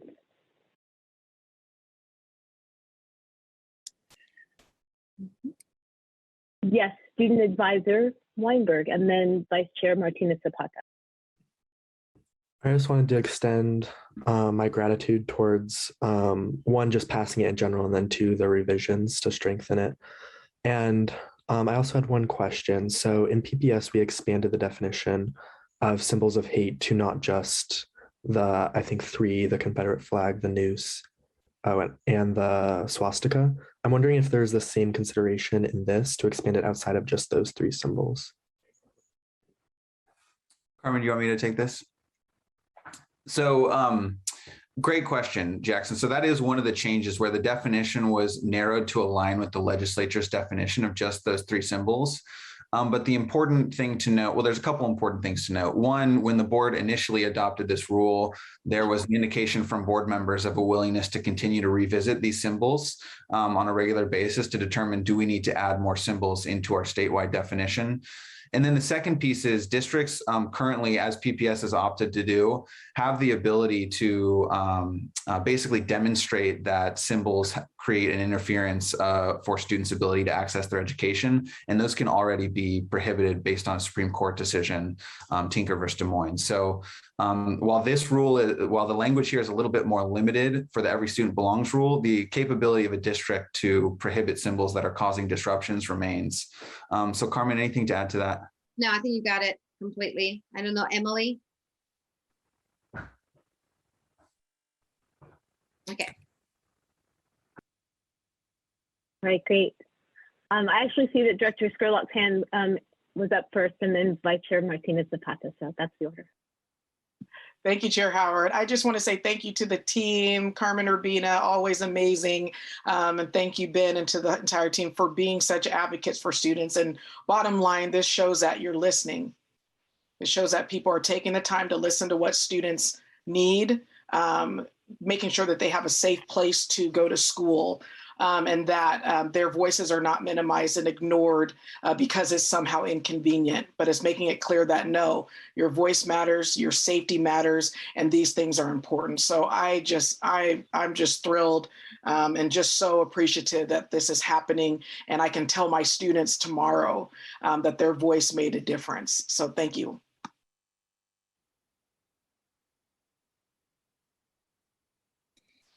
Thank you. Vice Chair Martinez Zapata. Thank you. And just also to echo the gratitude that my peers have expressed.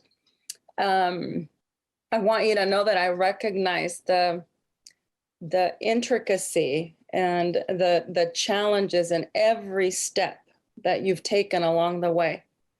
I notice them, I see them, and I fully appreciate every single one of those steps. Finally, culminating in the guidance that you are providing for the people that need it, significantly need it in the day-to-day life of this rule, in the classroom, with the interaction with students, in the schools, in administration at schools. We all know how easy it has become to co-opt legislation and rules and standards and turned them. And I fully appreciate the attention that you've given to all of the guidance and the composition of this particular rule. It's dear to my heart. Thank you.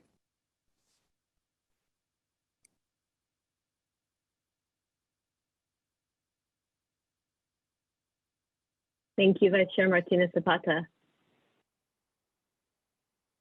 Any other comments or questions? Yes, Deputy Director. Chair Howard, and I think, once again, in the time of the clock of the world that we're currently in, the times of extremes that we're currently in, specifically taking a step to pass the Every Student Belongs and what represents, we need to be extremely clear, transparent, and intentional about what this rule is about, period. And this rule is about the safety of our children. From kindergarten to 12th grade, we are the stewards and the holders and the ones that are responsible for what that looks like, sounds like, and feels like for every single one of our children. And this is about their safety. And this is about their experiences. And again, we can easily be distracted with detours that comes our ways from what we need to do. And I just want to say thank you once again to the board, because you have been steadfast and supporting what's important, which is our students. And so I just want to be able to say that out loud, because I know that we're all feeling it. And for every single one of our communities, this is about our children. Bottom line, it's about us, Jennifer, Chair, Board Member Scarlett, it's about our babies. Yes, thank you. So if there are no other questions or comments, we are very appreciative. There's lots of gratitude. Thank you, Deputy Director Urbina. Thank you, Ben Bauman. Thank you for the presentation and the questions and the comments. Can I get a motion? Yes, Chair Howard Wade, you most certainly can. I move the board adopt the Every Student Belongs Rule Update, OAR 581-022-2312. And Jennifer Skurlock, I second. So we have a motion from Vice Chair Martinez Zapata and a second from Director Skurlock to adopt the Every Student Belongs Rule Update, OAR 581-022-2312. All those in favor will say aye. All those opposed, no, when Corey, our board administrator, calls the roll. Director Skurlock? Aye, and thank you. Director Colonna? Aye, and thank you for a very well comprehensive job done. Vice Chair Martinez Zapata? Aye. Chair Howard Wade? Aye. Thank you, everyone. Motion passes. So our next item is the state standards of the 2020-2021 school year, OAR 581-022-0104. We're hearing from Emily Nazarov, Government and Legal Affairs Manager. Chair Howard Wade, members of the board, good afternoon. My name is Emily Nazarov. I'm the Government and Legal Affairs Manager. These two items are really kind of housekeeping items. So this first one, in March of 2021, you adopted a temporary rule waiving the tag identification requirement for the 2021 school year, which was last year. The waiver applies only to the 2020-21 school year. Because the waiver was put into rule through a temporary adoption, we need to come back and make it permanent. And so that's the purpose of this rulemaking today. And to be clear, the adoption of the permanent rule does not extend the waiver beyond that 2020-21 school year. It just makes it a part of the permanent rulemaking record. And I'm happy to answer any questions.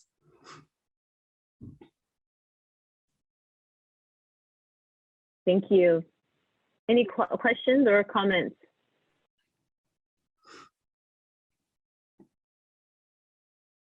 Right, so can I get a motion? Yes, Chair Howard Wade, I move adoption of the state standards for the 2020-21 2021 school year, OAR 581-022-0104. Jennifer Skurlock, I second. We have a motion from Vice Chair Martinez Zapata and a second from the Director Skurlock to adopt the state standards for the 2020-2021 school year, OAR 581-022-0104. And all those in favor will say aye, and all those opposed, no, as Corey, our board administrator, calls the roll. Director Skurlock. Aye.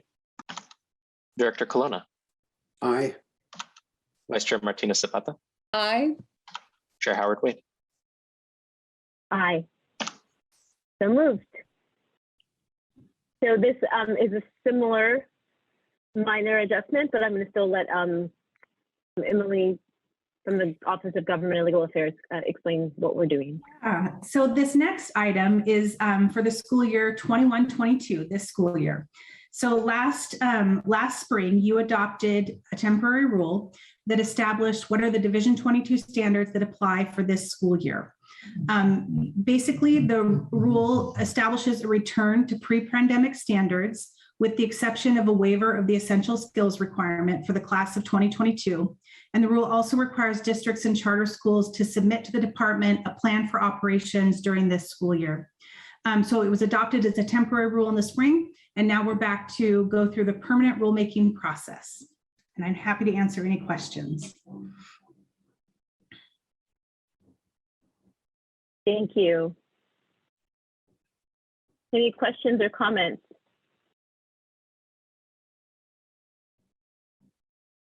All right, if seeing no questions or comments or discussion, can I get a motion? Yes, Chair Howard Wade, and let me see if I have the correct one here. I move the adoption of the state standards for the 2021-2022 school year, OAR 581-022-0106. Jennifer Skurlock, I second. So we have a motion from the Vice Chair Martinez Zapata and a second from Director Skurlock to adopt the state standards for the 2021-2022 school year, OAR 581-022-0106. And so all those in favor say aye, and all those opposed say no when Corey, our board administrator, calls the roll.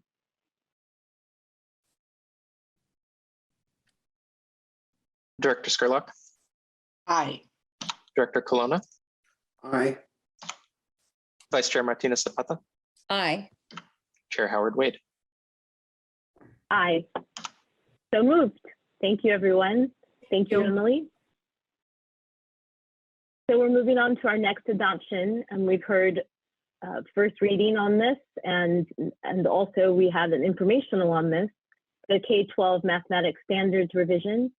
And we have with us Mark Freed from Standards and Instructional Support Team and Director Alexa Pearson from the Standards and Instructional Support Team. Thank you. Good afternoon, Chair Howard and members of the State Board of Education. For the record, my name is Alexa Pearson. I'm the Director of Standards and Instructional Support in the Office of Teaching, Learning, and Assessment. And as Kimberly mentioned, Director Howard mentioned that we have, in January, we came to the State Board to share the Oregon math project with you and the vision for that project. That was, I look back, it was exactly January 21st, 21, and here we are, October 21st, here to be prepared to share with you the work that Mark Freed and the group that he's pulled together with mathematics educators throughout the state, community members, leaders, and he's been gathering feedback, making revisions, and finding final polishing pieces for our revision. So we are thrilled, we are very grateful to bring these standards to you today. Mark will give you a brief update on what's changed, what our timeline was, and we just have a short presentation, and we're asking for you to consider the adoption of the 2021 Oregon Math Standards. And I'll turn it over to Mark. Thank you, Alexa. I'm going to share my screen. All right. Thank you, Chair Howard Wade, Director Gill, members of the board, for the opportunity to share with you the second read presentation for the 2021 revised math standards, which we would recommend for adoption today. For the record, my name is Mark Freed, and I'm the Math Education Specialist at the Oregon Department of Education. 3 goals for today's presentation, which I hope to just go through real quick and be able to answer questions at the end. But first is to summarize the work, the presentation that we did in September.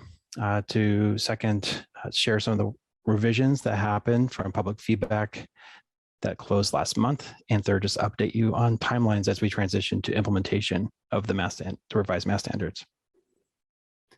So highlighting some of the topics that we shared at the board last month, we shared this idea of mathematics education being engineered for not for equity. It's based on a 100 model that sorts students into this idea of math is for some people, and for other people, it just might not be for them.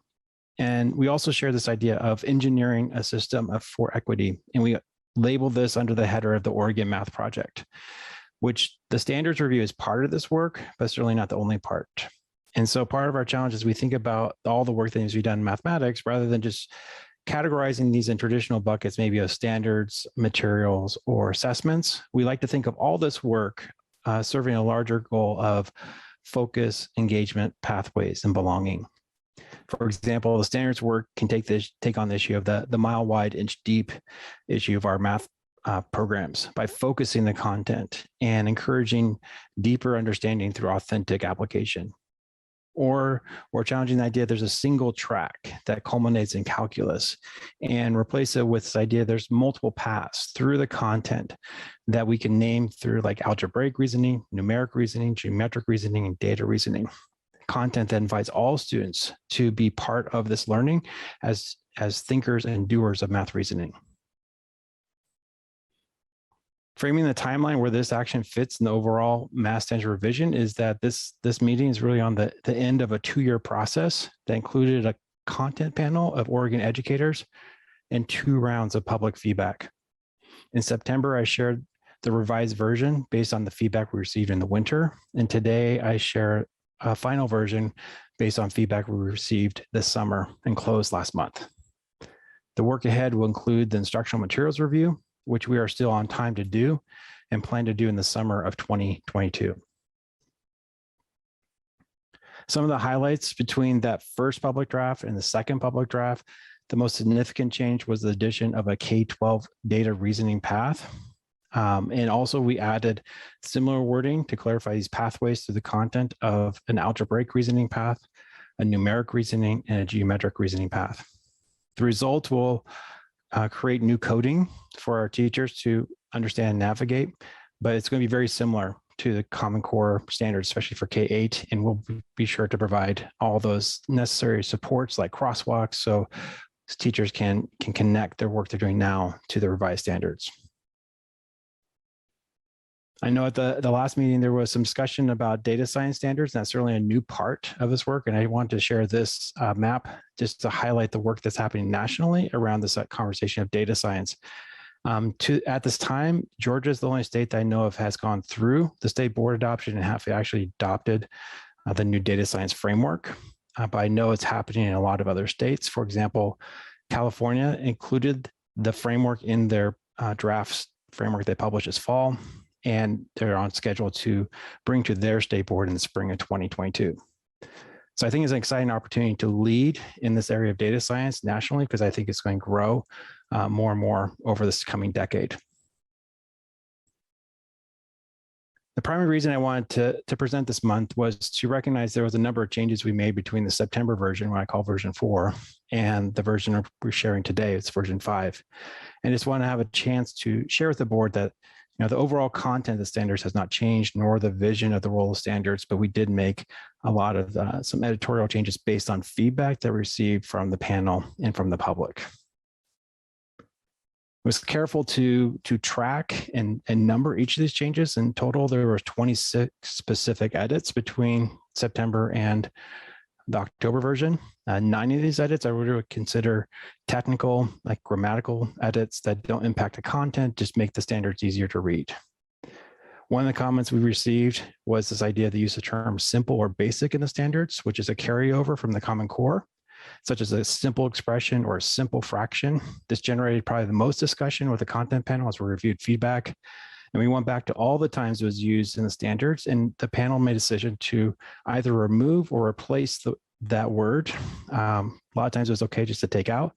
And sometimes we replace it with a word like familiar fractions for like fourth grade students rather than simple. The content panel also reviewed feedback around clarification of content. So there was some content changes such as clarifying the need to compare, organize, and use real numbers in context in the high school standards. It was implicit before, but they made a decision to make that more explicit.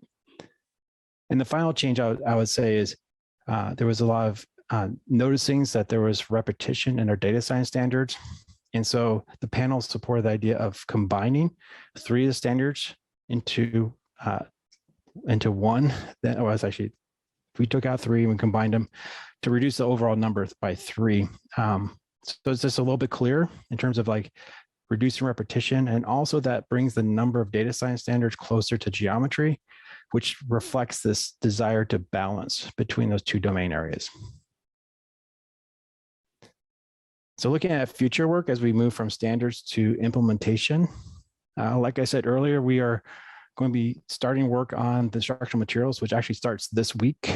This weekend, we're going to be meeting with teachers to revise the instructional materials criteria, and we'll be bringing that to the board the next board meeting. And we'll end with the state board reviewing and adopting a materials list a year from now. So just would like to name that this is a really unique year in many ways for educators. Just thinking about all the things we talked about today, the challenges facing our schools, I hear stories of teachers just being stretched really thin to bring instruction to our students. So we really want to be sensitive to that and work with educators to be flexible. But I anticipate still being able to complete the materials review on time by bringing the completed, adopted materials list to you in a year. So we also will have our procurement process to go get the Oregon Mathways grant out, which we're excited to do this biennium, and we'll be partnering with schools and districts to pilot and implement new high school courses and share that learning with districts across the state. And finally, we'll just continue to provide supports for teachers to understand the standards through guidance documents, through our assessment frameworks, for the goal of providing updated materials to our students in the fall of 23 or sooner. So these are all supports we will continue to work on. This will happen over the next 2 years as we help that transition to the next set of standards. So I started the presentation in January with the focus on creating an equitable system of math for all students. And so I kind of like just to close the loop and end this presentation with a quote from Rochelle Gutierrez, who's national leader in math education equity work, who says, "Math education cannot truly improve until it adequately addresses the very students who the system has most failed." So I think I just would note that we really went into the standards revision process recognizing the system has not worked for all students and attempted to keep those students who the system has historically failed at the center of our conversations, and believe strongly that the system we're recommending, that we're trying to create, will work for all students. It will work for all students by creating more focused content, authentic, meaningful applications, personalizing pathways, and creating opportunities that are welcoming for all students to experience the joy, beauty, and wonder of math. So thank you again for the opportunity to share this math standards work with you, and welcome any questions and feedback you may have. Thank you, Mark. I see 2 questions right off the bat. We'll start with Superintendent Advisor Sipe and then go to Director Skurlock. Just want to express my appreciation for the team that has been doing this. We are in the midst of our pilot of completely revamping 612 based off of the work that this team has done and the conversations that kids are having about math, that teachers are having about math, the work that's happening. It's really changing in all the ways that Mark just described. And that's one of those things that kind of gets me a little goosebumpy, because the idea that all students are math students is so exciting. And I'm really thankful for the work that has gotten us to this place, and just celebrate your work.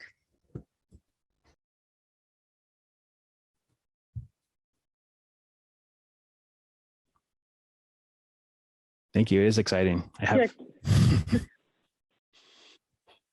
Thank you, Superintendent Sipes. Director Skurlock and then Director Colonna. Hi, thank you so much, Chair Howard, and thank you so much, Mark Freed, for your presentation. I'm with Heidi. I think it's exciting for kids to be able to talk about math and feeling like they are intelligent, they are amazing, and rethinking that. It's a sad thing to see what happens sometimes at the elementary, middle school level and how it impacts the high school level, where students feel like I've never been good at math, I've never had a place in math, and that impacts STEM, as we know. And so it's just exciting to see things being reimagined and different ways to equip our awesome students so that they can see themselves as mathematicians, as amazing scientists, and that they can actually live that experience. So thank you.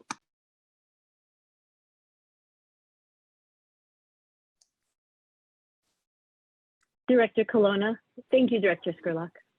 Thank you very much, Madam Chair. I'd also like to thank Alexa and Mark and the Office of Teaching and Learning, where I know there were many others that worked along with you to craft this over the last couple of years. I want to start out by voicing strong positive feelings about removing the equity chokehold that mathematics has had for so many years on many, many students, and how in some cases it has taken away the options of what they felt they could do and wanted to do because of this roadblock. Also want to thank you for removing the 1890 standards of what we call the geometry sandwich, with Algebra 1 on one side and Algebra 2 on the other, and moving toward data science and data fluency. And so maybe in years to come, when people talk about, did you ever use that calculus or Algebra 2 that you learned in high school or college? They could say, no, but I sure used the data fluency and science that took its place while I was going through school. I feel real good about the direction we're headed. I very much appreciate your leadership. I think this is a really, really important topic and a very important move. And maybe as some people think about equity, it isn't mathematics that maybe jumps into their first thoughts and ideas, but I think all of us know of how, in many ways, this has, as I mentioned earlier, stopped people's progression from maybe being who they felt they could be. It's a big deal, and I'm very proud of you and the work that you've done, so thank you very much. Thank you, Director Colonna. Vice Chair Martinez Zapata. I mean, you know, you just can't help but get wrapped up in the feeling. It's just so fantastic. Mark and Alexa, we are not gatekeepers, right? The more broadly, the more accessible we make things that are as crucial as mathematics to everyone, the more equitable a society we are. I am just going to say that I am as excited, possibly maybe even a little bit more, than just having passed the Every Student Belongs rule with these changes. This is magnificent work. Thank you. Thank you, Vice Chair Martinez Zapata. Any other questions or comments? Yes, Student Advisor Weinberg, yeah. I feel like it, just my experience with math has been actually super successful. So I've gotten to get to Calc 2, but that's only because of these systems where I got to take advanced math, or I got to skip this math. And I've gotten to see, or I guess had to see, other students not have that opportunity, and the impacts of feeling like they're stupider than this other class of advanced math students. And then in high school, they don't have that ability to take all the math classes offered to them. and all these other students are ahead of them. And I feel like that just feeling is so terrible. And I have talked to my friends about it, and it's so terrible just to have that feeling go all the way, even from 7th grade through high school. And also just talking about the geometry sandwich, I luckily didn't have to experience that, actually, surprisingly. And I'm actually really grateful for it, because I got to see when I got to Algebra 3 freshman year how much the students struggled who had to have that sandwich, and how much we had to review because of that year in between of using algebra. So thank you.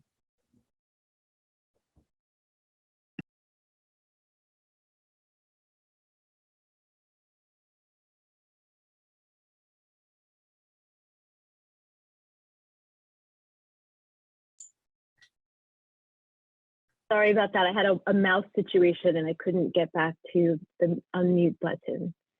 Thank you, Student Advisor Weinberg, very much. I echo what has been said already in terms of gratitude and in terms of excitement.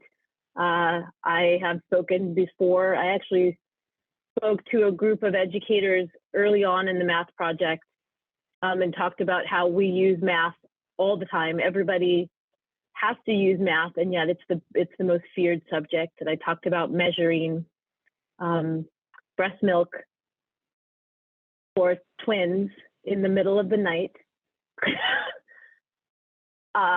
every 2 hours. And it's just that kind of applied math that makes you realize that, in fact, you are doing it. So I appreciate the pathways part of this as well, that begins to put the math into context of career connected learning as well. And as students start to sort of see their career paths and things that they're excited about, how the math that they're excited about continues to connect them to that work. I also love data science, and I think I've said before as well, not that it's about me, but it's exciting, was that I didn't realize I was good at math until I was in college and I was taking statistical analysis. Not statistics, although statistics was fun too. But I took statistics first, and then I took statistical analysis, and I was like, oh, this is brilliant. And it was a little bit the way that it happened with algebra as well. I took algebra and algebra 2 and the sandwich and the whole thing. And then calculus came along, not until college for me, because I decided to skip any more math if I could get away with it, which I did in high school. And I got to freshman year of college and decided to study economics. So of course, took Calc 1. And suddenly was like, why did we have to learn algebra? And because calculus made more sense to my brain. And I think that's the other part of this work that is super exciting, is that, again, it goes back to something we talked about earlier, the individuality of each student and how each student learns. We're not trying to change the math, we're trying to change the way that we teach it so that students can find their way into something that everybody experiences and uses in one way, shape, or form or another. The way my brain happens to work, I like the analysis part of it, and I don't really want to write a very long formula. That's just me. Other people love writing long formulas. Some people like to draw triangles. And it really does have to do with the way that you learn. So thank you for doing this hard work of the standards that really put it all into a map, a roadmap for our teachers to be able to teach the content in a way that our students can find accessible and then enjoy and be engaged with. So thank you. If there are no other comments or questions, can I get a motion? Yes, Chair Howard Wade. I move the adoption of the K-12 Mathematics Standards Revision. Jennifer Skurlock.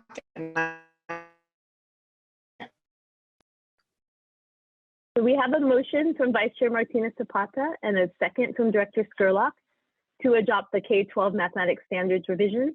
And all of those in favor say aye, and all those opposed say no. And Corey will call the roll.